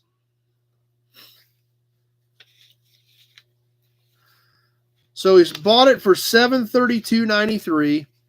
Did the drive shaft repair, which he was fortunate to find the carrier bearing. Packed the wheel bearings, tune up, rotate tires, radio, control arm bushings, and then valve cover gaskets, alternator, resonator, and tailpipe and downshift switch. So not a ton of expense in this car. All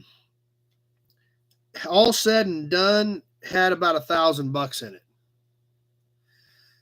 And like I said, we had this car almost 3 years. So that was kind of crazy. You know, a lot of this stuff didn't stick around. This car was around for almost 3 years till April of 81, and he sold it for $3,000 in April of 81. So that was a pretty good deal. I mean, that was good profit, you know, for the day. That's what it says. You put an AM/FM in it, but I didn't understand why it was only $3. So I'm not sure what the deal was. But up here it does say install AM/FM radio on the repair order.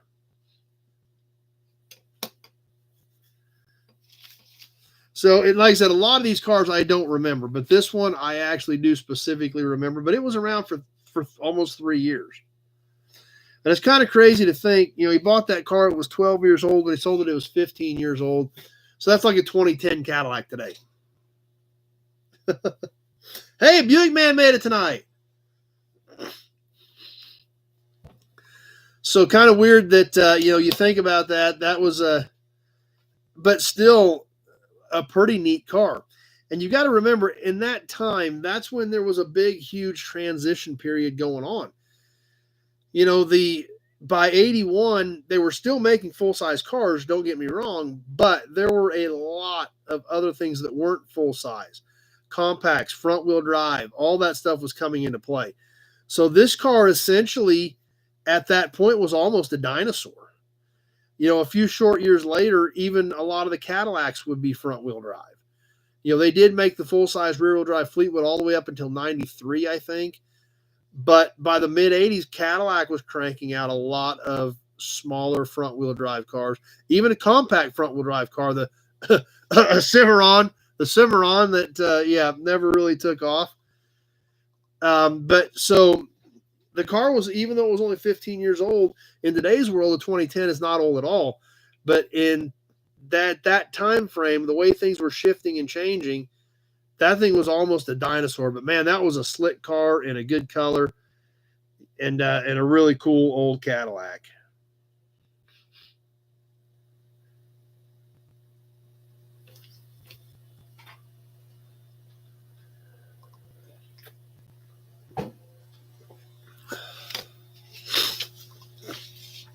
So you guys still seem to be enjoying story time, so we'll keep trying to work them in.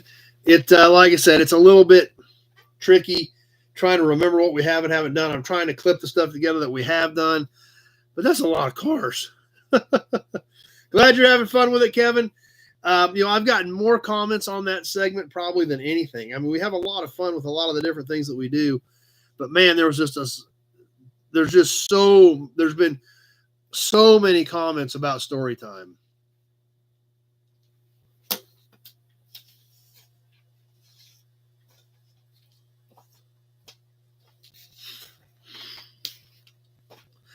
How about some classified ads? We have a lot of fun with classified ads. Not quite as much fun as we do with story time, but we all like classified ads. We're really going to back her up this time. 70 years to go back to some classified ads. So you guys know we're going to, hey, you know what, Dean? Or not Dean, Buick Man. Storytime could be its own show. Yep, it could be. We have not talked about the Nobody's page yet, so let's do that real quick before we get into classifieds tonight.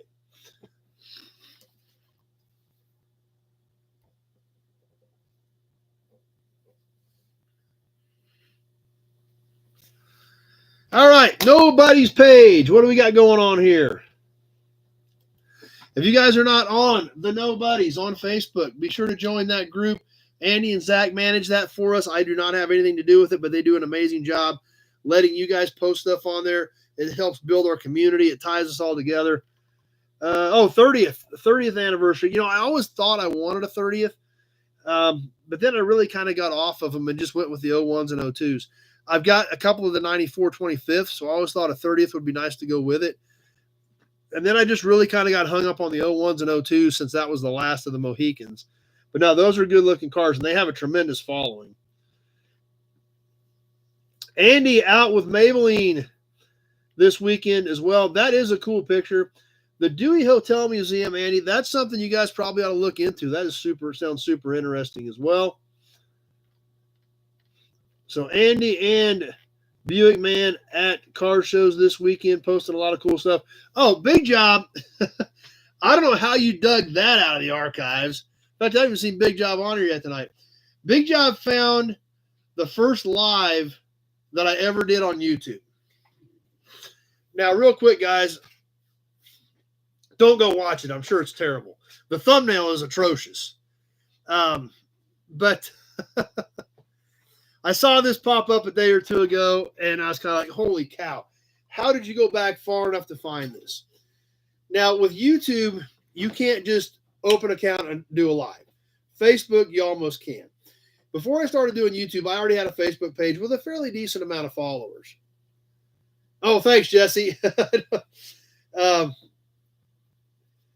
But YouTube, there were parameters. You had to have, I almost want to say 1,000 subscribers When Mike Gowns was teaching me all this stuff 5-6 years ago, we were playing with it. And we were going to try to do a YouTube live from the yard. We couldn't get it to go. Our good friend Grant was Straight Six fan. He was on that night. And he did a little quick research for us. And right in that window 5 or 6 years ago is when YouTube said you had to be a well-established account before you can go live. And I almost want to say it was like 1,000 subscribers. It was a fairly decent amount. You can't just jump on YouTube and do a live. So after I finally hit that threshold, that's when I decided to try to do one. I had no clue what I was doing, as if I have any better idea what I'm doing now. So it literally was a complete crapshoot trying to make it work. And that's what it said. Literally, it's titled Test, First Time Trying YouTube Live. And it's got like a 3/4 shot of my face cut off. It's not good. It's not good. But like I said, that's how it came about. We've been doing a lot of Facebook Lives because you can do that, and we had that down pat. But I had to reach those basic thresholds before YouTube would let us do it. So, well, thanks, Kenny. I appreciate that. Like I said, I'm no professional, and I don't know much now, and I knew 100 times less then when I did that. So, I don't know how far Big Job had to dig to find that, but it was kind of funny to see that pop up. I would not suggest probably going to watch it, but I mean, you can if you want. But that was a long time ago. It seems like a different lifetime ago. So, yep, I don't know how he did the digging to find that, but he did. And he put it up there for your guys' entertainment, which is great. I hope you guys that did watch it, I hope it was okay. Oh, Pete, out buying a big plastic Conoco sign. Pete is a Conoco man, so. Yeah, well, I can't even paint either, can he? So. Oh, Mark putting up his emblem collection. Pete showing off the swag from the gathering. That's something else we need to touch on real quick. If you guys saw the post about the Pete his filling up his shelf from the gathering, both oil cans last year and this year, the I'm a Nobody bumper stickers, that was Pete's deal. Pete did that for all of us. The magnets, the stickers, that's all Pete and Carrie. So huge shout out to them for all the support and the help they do to help put this thing together.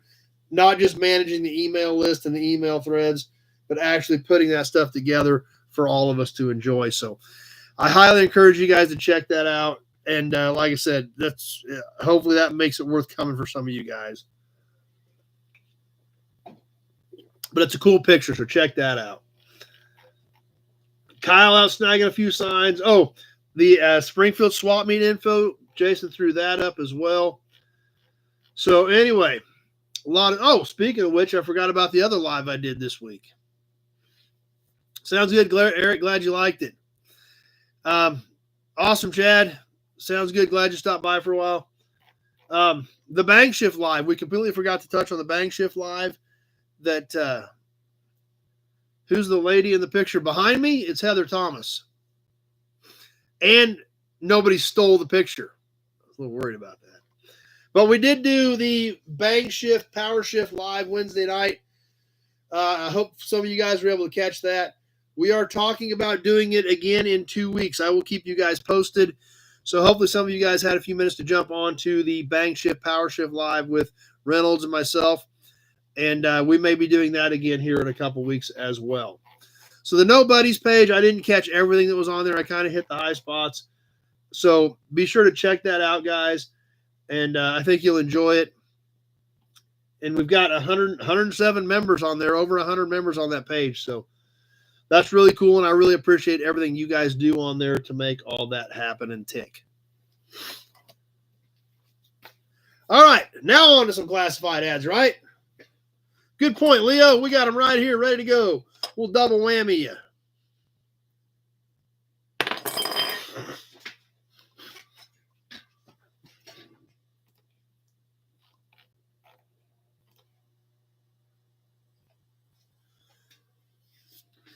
Classified ads from July 1955. We are not in Hemmings this time. We are in Hot Rod. Yes, Hot Rod had classified ads back then as well. Let's spend a few minutes with some of these classified ads.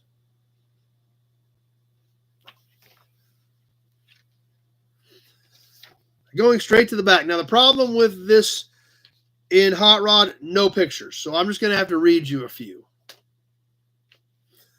The Hot Rod marked from July 1955 in Hot Rod.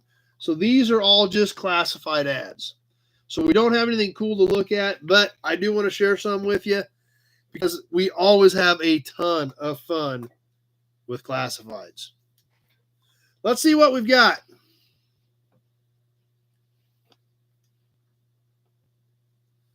Sell 1930 Model A coupe body, some rust. How about this? What is a some rust 30 Model A coupe body worth in 1955? So a 30 Model A, so this body was 25 years old. And it just says body and some rust. $65 says throwing sparks. What's anybody else think? 1930 Model A coupe body, some rust. So we're going to assume it's a mostly intact body, $1.25. Let's see what other kind of guesses we get and see who can get the closest. We'll let a few more pop up just out of curiosity. Kevin L. at 50, Michael at 100, Pete at 90, Leo at 85, Eat Here 200, Jesse 85, John 75. $1.25 says Eric, 30 says Tractor Mike. Well, crazy part, and that's right, Buick, man, you got to think, $200 was a fortune back then. Tim at 55, Dean at 60, Steve 65. Well, believe it or not, Scott, 45. Believe it or not, Nut Farm at 50. Tractor Mike at 30 is the closest. Glenn at 25. Glenn got a little bit closer. $15. It was literally priced at $15.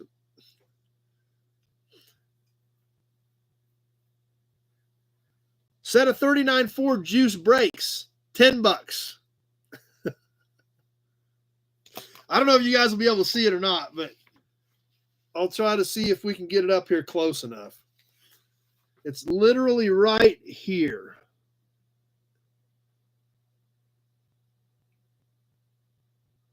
So that'd be $180 in today's money.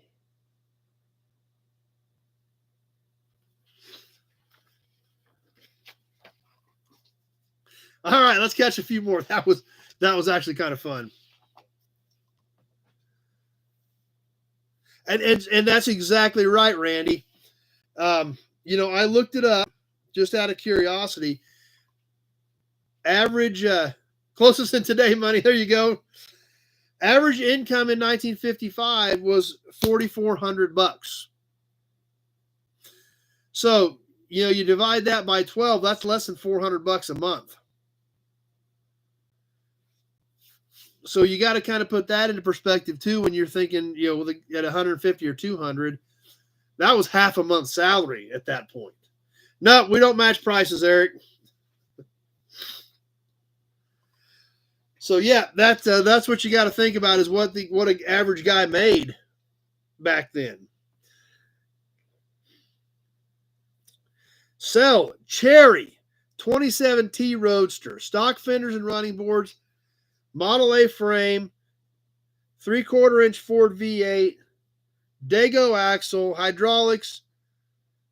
Best offer over $100.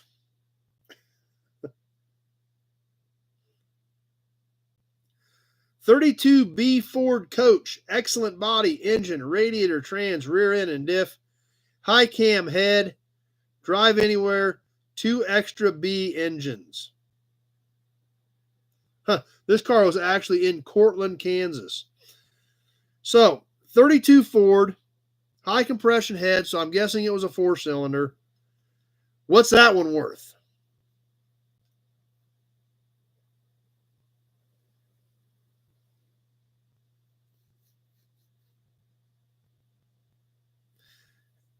32 Deuce Coach. I don't know if that meant it was an open car or not. 129. Or best offer ads. Yep.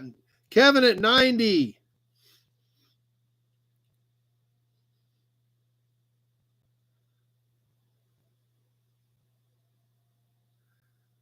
Well, you guys are pretty close on this one. Leo 65. $100. Pete 50. Everybody's dropping now. $100 for a Deuce.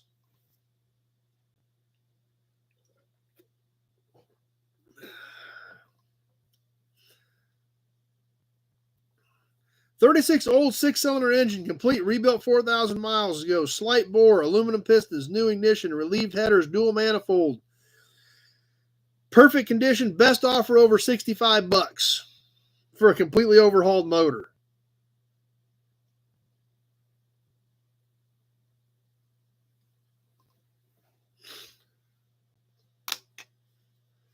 Now, here's something to kind of put things into perspective too.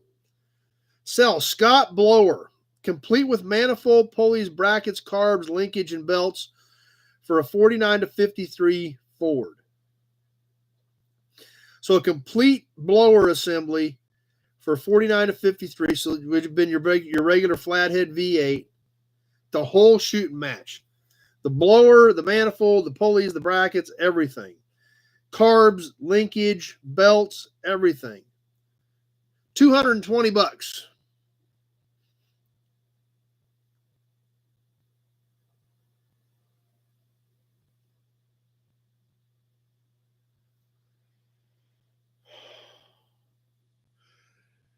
Huh.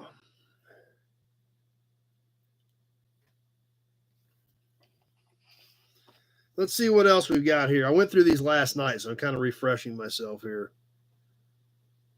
That's a good point, Dean. Marty McFly should have been stashing hot rods.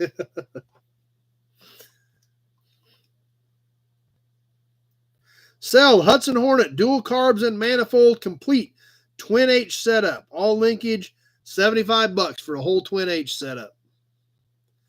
Sounds great, Brett. Glad you made it back. In the middle of classified ads.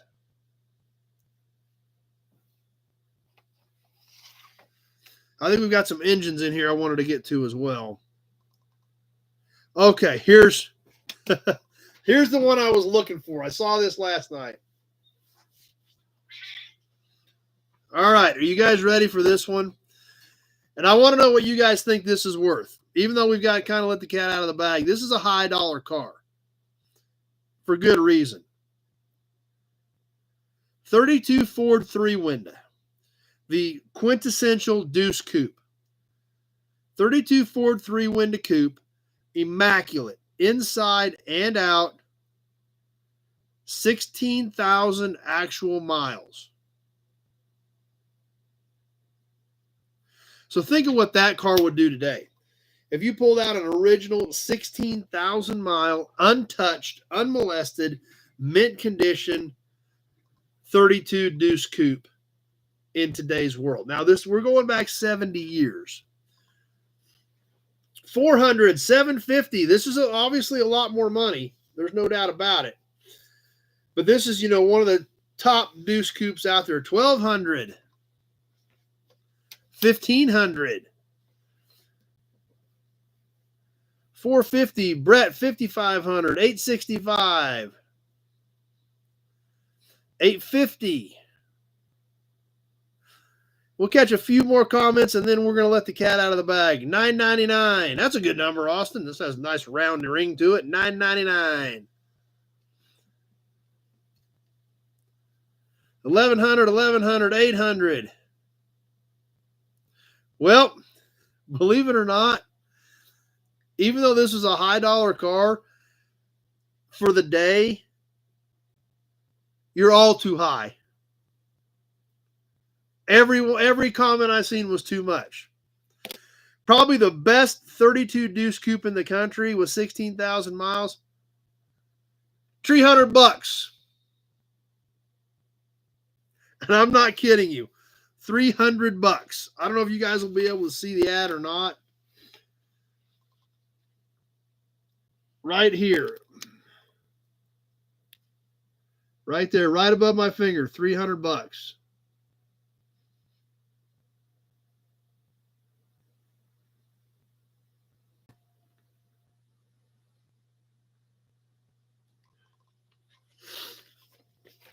So I thought that was pretty cool. Let's catch a few more of these classified ads, sell a few more things, do some brochures. Okay, let's see what else. After that mind-blowing, yeah. You okay there, Randy?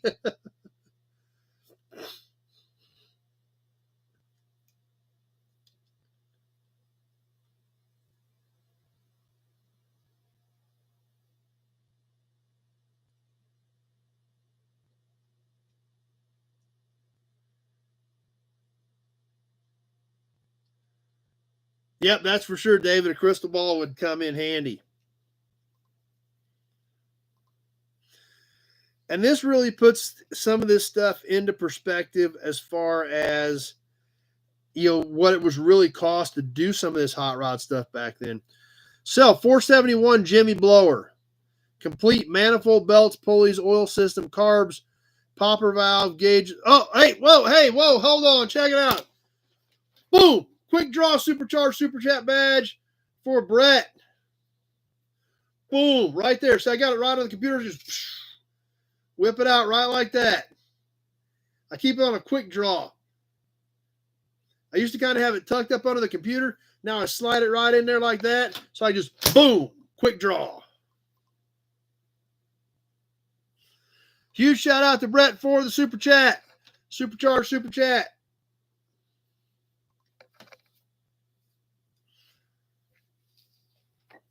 Okay. I guess we kind of got it back on classifieds now. It kind of got off course there. But hey, that's okay.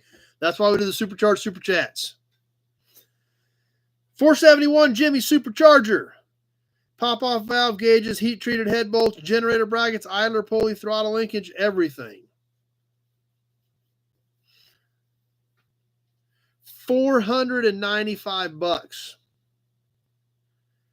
You're basically talking 10% of your average annual income to go to a blower.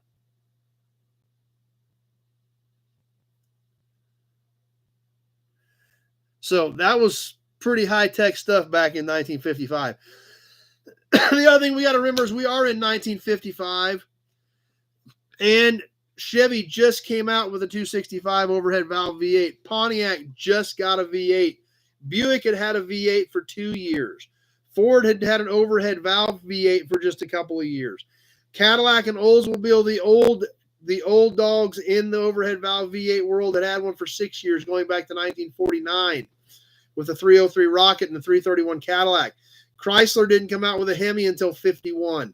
So you got to remember, we are in 1955. That's right, Tractor Mike, I'm about that fast. So, overhead valve V8 engines, huge deal in 1955. And we've got some of those for sale in this issue as well. Engines, 53 DeSoto, $225. I believe that, yes, that would have been a Hemi, I think. 52 Chrysler, $225. That would have been an extended bell housing 331 Hemi, $225. So there again, average annual income is $4,400. So you're making $350 a month. So $225, that was a fortune. And you got to remember, your average income was that. If you were a kid, you were making half that, on a part, I mean, maybe less than that on a part-time job. 54 Buicks, 2 of them. Those were both nail heads, $85 a piece. 51 CAD, $235, $235. So that there again, that would have been a 331 overhead valve. So kind of crazy to think about those numbers. But when you put it into perspective of what money was worth, that was a lot of money back then. Let's catch a couple more things here real quick, and then we'll move on to the brochure. It will be worth your weight, trust me. Let's see. Sell stock 31 Ford two-door, engine overhauled, sealed beam headlights, trade for a 39 or 40 Ford or $75. We'll trade for bowling pin.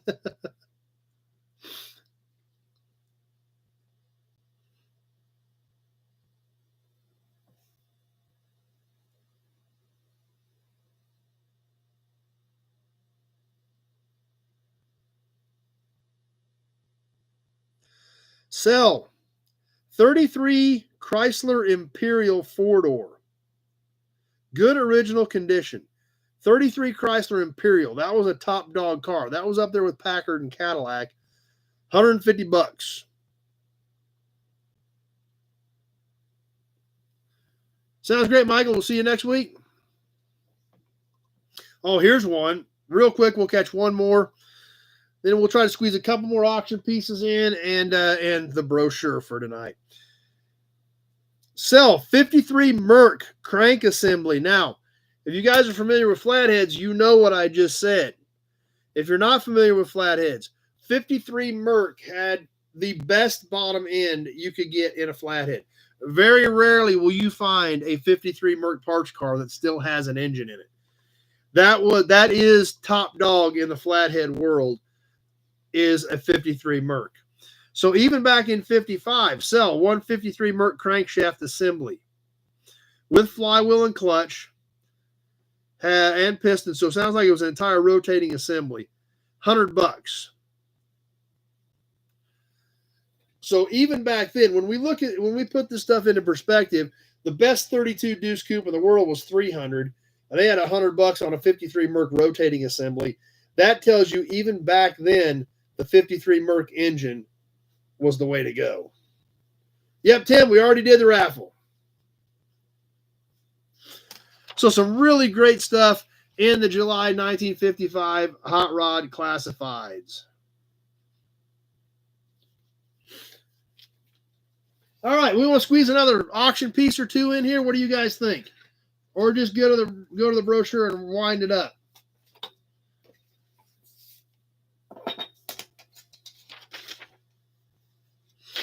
Because we've got another amazing brochure out of my new massive brochure collection. What do you guys think? Any more auction stuff or go to the brochure?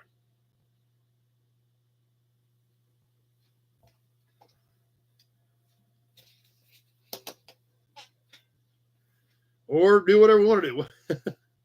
Eric wants another grease cap. We've got another grease cap. We can do that. Always more auctions. Okay.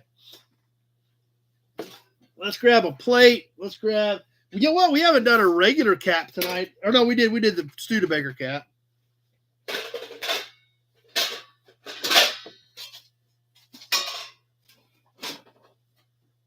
How about we do one of each? We'll do a plate, a grease cap, a regular cap, and then we will do then we'll catch the brochure. We'll be ready to wind up. Gray Kitty is right over there sleeping. Valve covers. I got to get some valve covers out. I know, Eric. I do not have it tonight. I got this right in my hand. Let's just do this. It's in my hand. I got a plate. I got a grease cap. This is a kind of a unique one. I don't think we've done one of these before. I found this in my buddy's yard when I was there last time. How about a Hudson badge? And it's really unique. I don't think we've ever done one. I believe it is a 1960 Oldsmobile. Very unique cap. Check this one out. It's got the Olds rocket symbol in the middle. This is all stamped in here. It's got these 3 nubs around the outside perimeter. This does have some damage. It's got a crack in it right here. It's got a crack in it right here. Very bright, shiny stainless. You can see all this stuff stamped in the back, so you know it's all stamped, an actual stamped cap. But different and unique. I don't think we've ever done one of these. 10 and just over 10 and a half, about 10 and 5/8 in diameter on this really unique, I believe 1960 Oldsmobile hubcap. So, who's going to start us off on this one?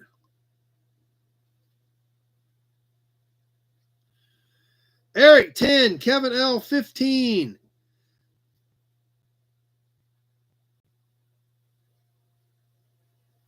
Nut Farm, 20.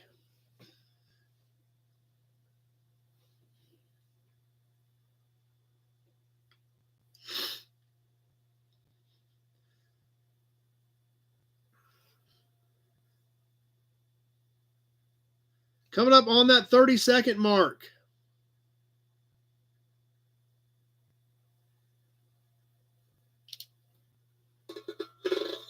You can hear it. About 1960, Dean.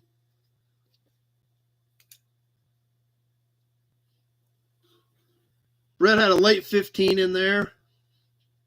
We've got Nut Farm at 20 as we're coming up on the 1 minute mark. Nut Farm at 20. 1 minute gone, 30 seconds left to go.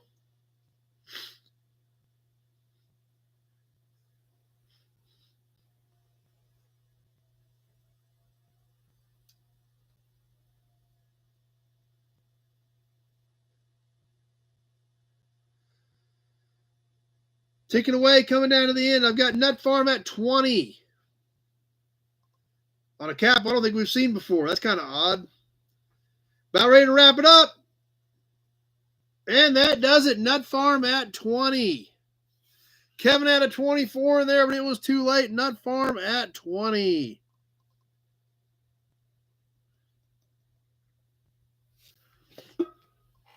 All right, we'll catch one more license plate and one more killer grease cap. In fact, I had to double check because I thought I had a grease cap like this one, and I double triple checked before I threw this in the auction box tonight. So grease cap guys, get ready. I think we did one similar to this a while back, but it's not a very common grease cap. The next one, this is kind of an odd plate. It's not super old, but if you like potatoes, you'll like this plate. You thought we were talking about license plates, right? Yes. We are talking about license plates. We're talking about license plates from a different state than what we've been doing. Idaho, famous for, you know it, potatoes. It says so right there. It tells you right on the license plate. They grow potatoes. They have the best potatoes anywhere. So, get your potatoes in Idaho. 1967 plate. This is a green, kind of a forest green with white letters. It is dinged on the top here. But yes, the famous potatoes is all actually embossed in the plate. Matt's familiar with them. So I thought this one was hilarious, kind of like the travel trailer tag. You can have a potato license plate. Mark starting us off at 5. And let's get this thing rolling.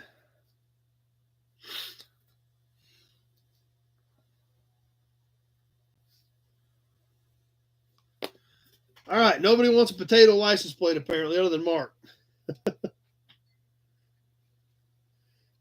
Tractor Mike 2, we're going the wrong way. It'll be like the travel trailer plate, $1 at a time.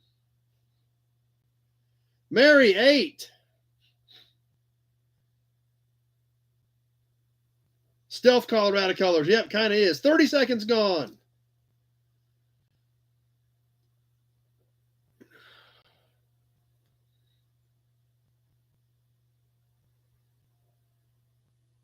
Dean 9. It is $1 at a time.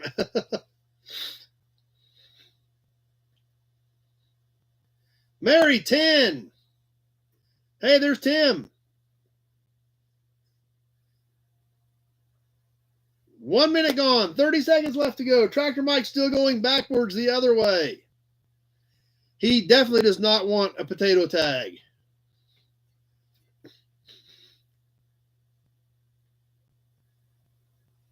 Mary at 10 as we're taking away on this one.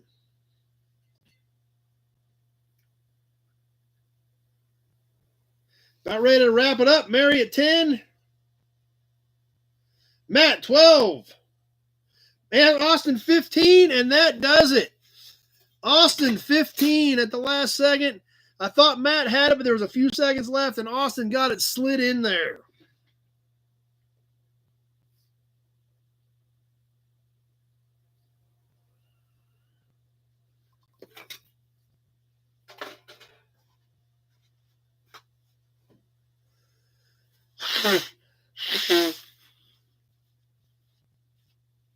They do grow a lot of potatoes there.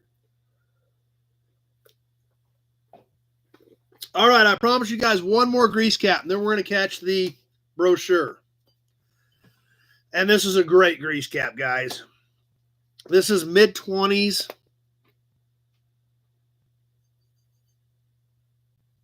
Lincoln. There's a 15 from Kenny. That must have been way hung up. Yes, we are doing premier luxury brands tonight on grease caps. We did the Packard. Now we're doing the Ford Lincoln, Detroit. Yes, and that's exactly what it says. Oh, you were on the grease cap. Okay. You were starting the grease cap. You didn't even care. This does say Ford in the Ford font, Lincoln and Detroit. It is whammied over here. It is scraped a little bit over here. But it is a killer piece. Hex all the way around the outside perimeter. The Lincoln is pretty clear other than the whammy over here. Internal threads. You can see where the Ford emblem is stamped in the back of it, but not quite all the detail in it on this particular one. But it says it right there, plain as day, Lincoln, right across the front. It is about 3 5/8 in diameter on the Lincoln cap. We've got the Nut Farm at 40 as we hit the timer, and we are live. Nut Farm at 40.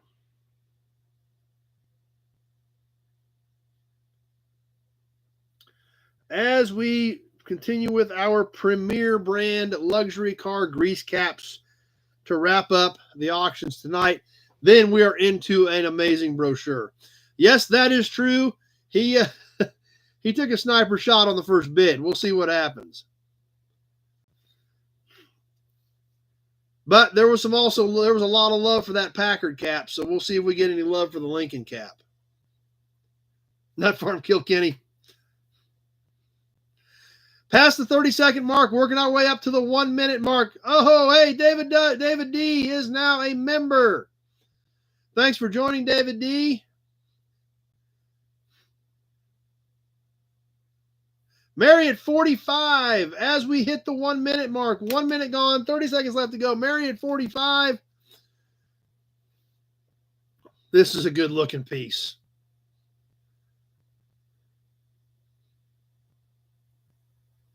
Nut Farm 55.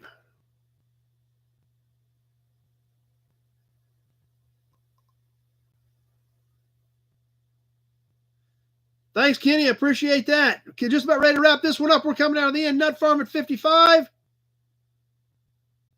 And that does it. Nut Farm and Eric had a 75, and it was too late. Mary had a 65. It was too late. Nut Farm got it at 55, but barely. Absolutely barely.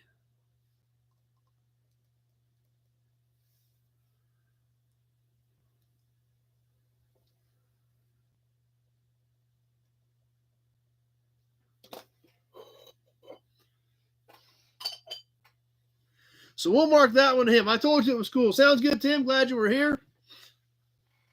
We'll show you next month's raffle real quick, Tim, if you want to see it. It's well worth checking out. Again, then we're going to catch the sales brochure.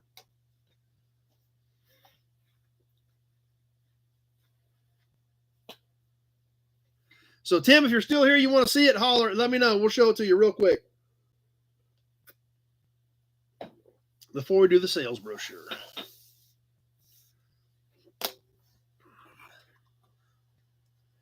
Oh, Brett hit us again. Brett hit us again with a supercharged super chat, like right there. Boom. It keeps coming out. It's like right there, ready to go. Thanks, Brett. Appreciate that.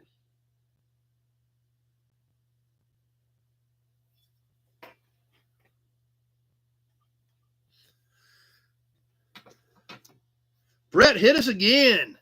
All right, Tim. Here it is. This month's raffle. The amazing condition Marks Fire Chief. This is original early 50s Marks tin toy. Look at the bottom of it. Friction car. Marks maker mark right there. Absolutely amazing condition.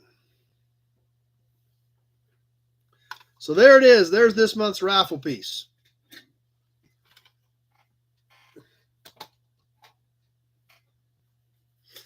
All right, who is ready for the brochure? The brochure. Here goes the finger cramps. This is a pretty special piece. This is extremely early. Sounds great, Tim? This is when these cars were first released, and I'm going to show you how we know that here in a few minutes after we spend a few minutes with the brochure. For the right around, this is 1962, 1963, right in that window, when Shelby very, very first released the Cobra. Yes, this is an original, very early Shelby Cobra original sales brochure. So now we got hearts and fireworks. Eric's trying to buy it. This one is staying with me. Now we got the Google eyes. Holy, yeah, exactly.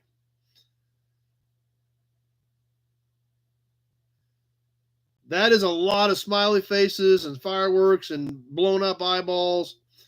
But this is the real deal, early AC Cobra brochure. This is a 3-page fold out.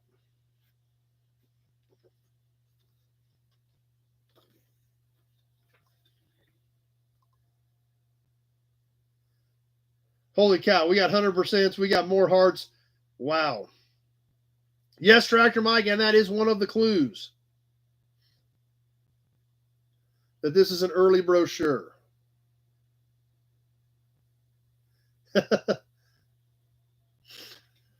So this folds out, and this is the back side of it folded out.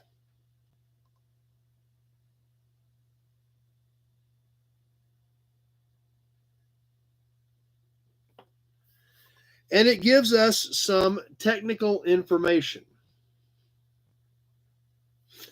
So, obviously, like Tractor Mike said, this does specifically list a 260 cubic inch V8.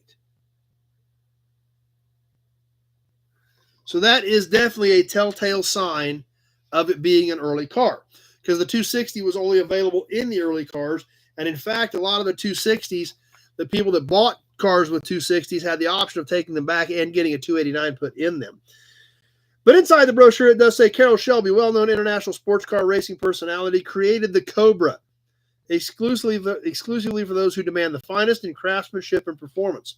Twice U.S. national champion, works Aston Martin driver, and winner of the 1959 Le Mans 24-hour race, Shelby has driven virtually every high-performance sports car produced in the world and has been in the automobile business for many years.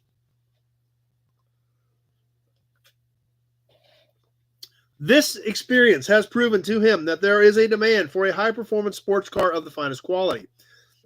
Finest quality English craftsmanship. Yet, at the same time, ease of service and availability of parts is a prime factor.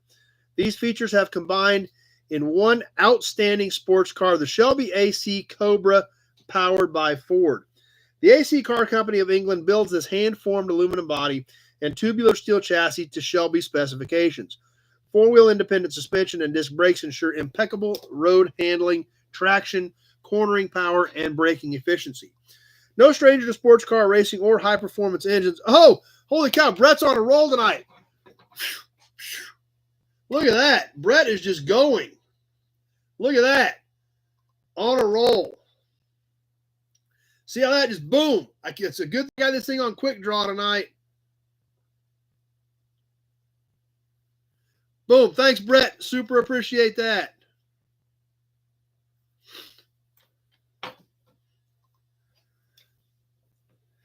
No stranger to sports car racing on high-performance engines, Ford has produced a special version of the Fairlane V8 for the Shelby AC Cobra. It literally lists it as the Fairlane V8 for the Shelby Cobra project. This lightweight engine and advanced design, which pioneered the thin wall casting technique, combines extreme durability with performance superior to many highly stressed racing engines. Ford also supplies the excellent 4-speed all-synchromesh gearbox. I think the same thing about Shelby as I do Co-op. Well, that makes things very clear with Tractor Mike. The Shelby AC Cobra is a limited production sports car exclusively designed and available only to those knowledgeable few who appreciate great automobiles. Service is as near as your local Ford dealer.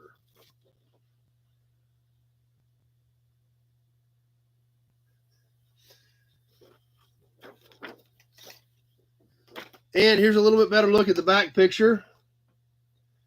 Sounds great, Austin. Appreciate it. Now, when I first opened this packet, I knew immediately this was an early Cobra before I even read anything about the 260. Now, just looking at the front picture, there's something that tells me this was actually one of the first about 24 cars built. Just from looking at this picture. Of course, I didn't know this other than our good friend Jim Wicks informed me. But by looking at this picture, I can tell this was one of the first couple of dozen cars produced. There's one early sign, but there's one telltale sign. Thanks, Nut Farm. That says this car was built within the first no more than 20 or 30 cars. Anybody know what it is? What can you see in this picture that tells you this car was built within the first 25 cars? The bumperette is part of it. The bumperette was an early production car deal. But to narrow this thing down into one of the first 25 or so cars, does anybody knows what you can see here that tells you that? The grill? No.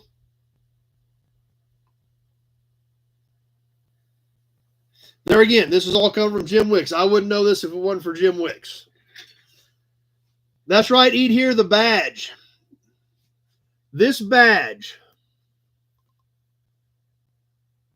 is kind of a football-shaped badge. I don't know how clearly you guys are going to be able to make it out, but it is kind of an oval football-shaped badge. It is not a round badge. It is kind of an oval, kind of a football shape. Jim said they used that badge up until about car 24, 25, 26, somewhere around in there. So that tells me this was a very early car. Now, how do I know that? Why do I know something weird like that? Because of the next badge. Somewhat, but see, it also had some little tabs out on the side of it. So somewhat similar to it, but it said, I think it had, that's what it did. It had AC in the middle. It said AC in the middle, and it said Shelby and Cobra. Shelby across the top, Cobra across the bottom, and AC in the middle. Now, why do I know that? Because I know more about the second badge. The next 60 or so cars got a different badge. The next 60 or 70 cars, up until just under 100, used this badge. Now, as they neared car 100, no, Shelby was a separate company buying parts from Ford at that point. In fact, I could show you one of the checks they wrote for engines. Anybody remember that? I bet you weren't around back then, Eric. I've got a check that Shelby wrote to Ford for engines. Canceled check. So this is why I know about the difference in the badges. Because after I bought this one, that's when Wicks let me in on the breakdown. So this badge, Eric says, must see. I think I've got those over there. I can grab those here in just a second. Or we can work them in for next week. This badge was used on 60 or 70 cars. one on the front, one on the rear. After that, as production neared 100 cars, the next 900 cars had the iconic red, white, and blue Shelby badge. So it was this oval football shaped type badge for about 25 cars. Then this badge for the next 60 or so cars. Then they went to the standard red, white, and blue Cobra badge that everybody's been familiar with for years. And yes, this is an original. They do not reproduce this badge. Well, they make some very, very poor reproductions that are not very clear at all. Jim Wicks needed one of these one time for a car they were restoring, and they actually had to have a jeweler make one by hand because you can't get this badge. They do not replicate it. You cannot buy one. This one here is an original. Some of you guys have seen this one before, off of somewhere in the first 100 cars of Cobra production. Not really sure why the badge changed. Obviously, this one did say AC in the middle of it. I don't know if they just wanted to get away from the AC and wanted to focus more on the Cobra motif on this. Now, why did they change from this badge to the more iconic red, white, and blue one? The only reason I could guess is this badge is not quite as crisp and clear. Now, if we look at this real close, you can see the snake's head and the fangs and things like that in there. But at just a first glance, if you were walking by a car in the parking lot and you just glance down, this is kind of a little bit difficult to determine what it is. Now, this one's not for sale. I don't think you guys would want to pay what I had to pay to get this thing either, but it's super cool. So I'm wondering if that had something to do with it. Is just the snake's head is not real crisp and clear. And maybe that's why they went with the more red, white, and blue with a little more color, a little more white into it to make it a little more crisper and clearer than what this particular badge was. That is complete speculation. But I do know that's how these cars broke down. The first couple dozen cars had this football-shaped one with the AC in the middle. The next 60 or so cars used this one. And there again, they didn't keep records of that stuff. They ran out of these and they ordered different ones, and they've changed the design a little bit because they didn't like something on this one, and they started putting those on whenever they got them. So that's why I know a little bit about the Cobra badges for these actual original AC Cobras. So anyway, we'll try to get those checks out for next week. In fact, I'm going to write it on next week's sheet, Eric. What do you think of that?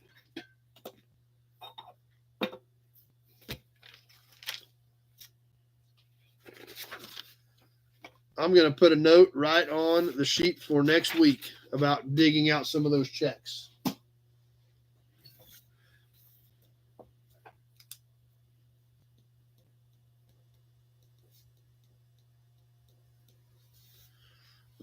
So, episode 262 next week.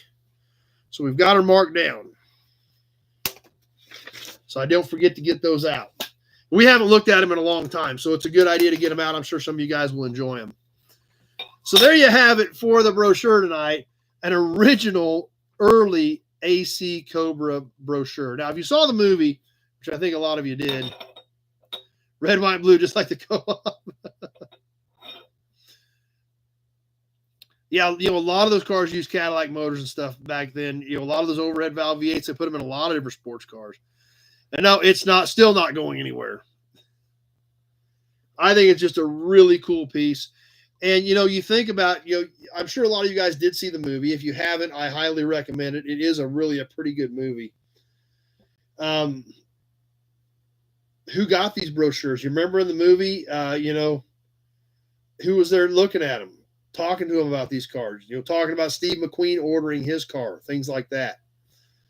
And obviously in today's world, everybody knows that Shelby, he had a line of BS at 10 miles long. Brett's at it again. Brett's at it again and again. Supercharged super chat. Thanks, Brett. Appreciate it. Boom, boom, boom, boom. 4 times. I think you hit with 4 tonight, Brett. Super appreciate that from Brett. Got one from the Nut Farm tonight for the supercharged super chat badge. Boom, right there. Thanks, Brett. Mary's seen the movie. So you think about, these weren't just laying everywhere. Who had this brochure? Where did it come from? Who knows? But it's a super cool piece of history. And guys, obviously, we're just getting started in the brochure thing. I mean, barely getting started in it. We did some cool stuff before, but we're at a whole different level now with this batch of brochures when we're pulling stuff like this out.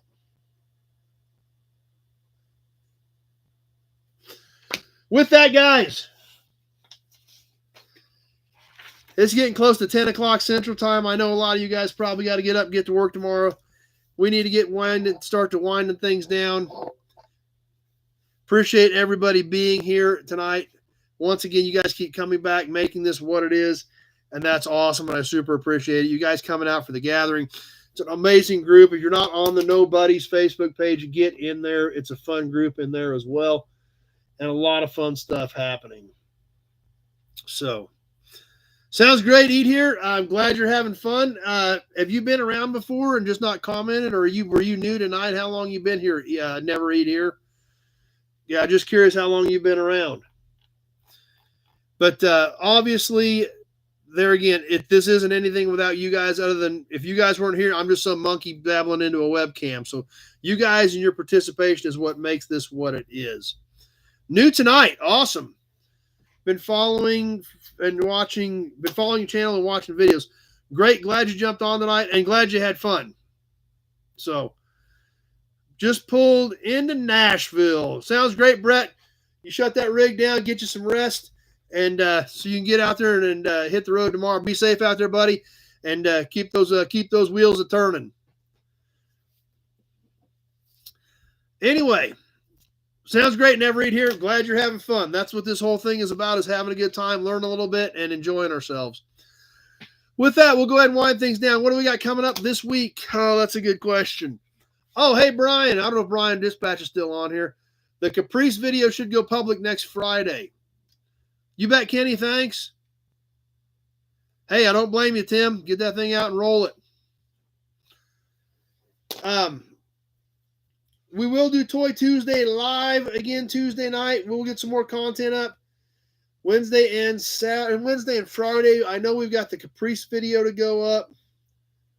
And something else. I don't even remember. But we do have a couple videos ready. We'll get some new members up for new videos up for members as well. I do have another one from Jim Wicks, a Boss 9 video that looks pretty cool. If I get that put together, I may go ahead and throw that up tomorrow night as a bonus video. We'll see if I get that far. Got a lot of great stuff that we need to get put together. Still haven't finished up the auction video from a month ago. I got to get to work on that. I got to get to work on the gathering video. So we've got a lot of great content coming up. I hope you guys are enjoying it. We'll get together Tuesday night for some more Toy Tuesday, and then we will be back again here next Sunday night. You bet, Tim. Glad you were here for a while. And then we'll be back here next Sunday night. 2 weeks from tonight, I may be out of town again. So we'll see how that shakes out, but I will have a better idea of what my schedule looks like next week. And yeah, that's true, Brett. But 2 weeks from tonight, we may, if we're on, I'll let you know. If I'm on the road, we might try to jump on for a little while and see what we can work with. If not, we'll just do what we can. But I will have more information next Sunday night about what 2 weeks from tonight is going to look like. With that, we'll go ahead and wind things down. We'll see some of you Tuesday night. Hope you guys had fun tonight. Hope you guys learned something. We did a lot of cool stuff tonight. Thanks for participation in the auction. Hope you guys are excited about the next month's raffle. We're going to get these plates headed out to Mary. And I think you have one other thing, Mary, hanging too. I'll look that up and see what – I think you had one other piece yet, Mary, so we'll double-check that as well. And get all this stuff headed your way. I do have a few boxes that didn't make it out last week. I've got all the Eric Small stuff that needs to go, and I think one or two others that didn't get out last week. So I will get on all that tomorrow, and definitely get on Eric's trunk lid tomorrow. That's going to be a big one heading his way too.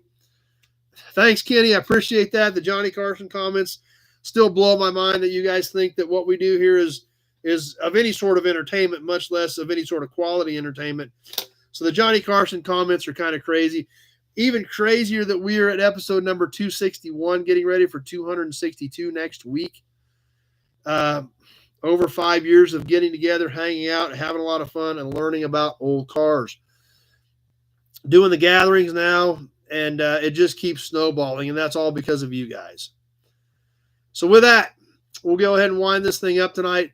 Thanks for being here tonight. Hope you guys enjoyed it. Hope you had fun. We'll see some of you Tuesday night on some Toy Tuesday, and if not, we sure hope to see you all right back here next Sunday evening, same bat time, same bat station, for some more Sunday night Gearhead interactive live chat. Thanks for watching, everybody, and have a great week.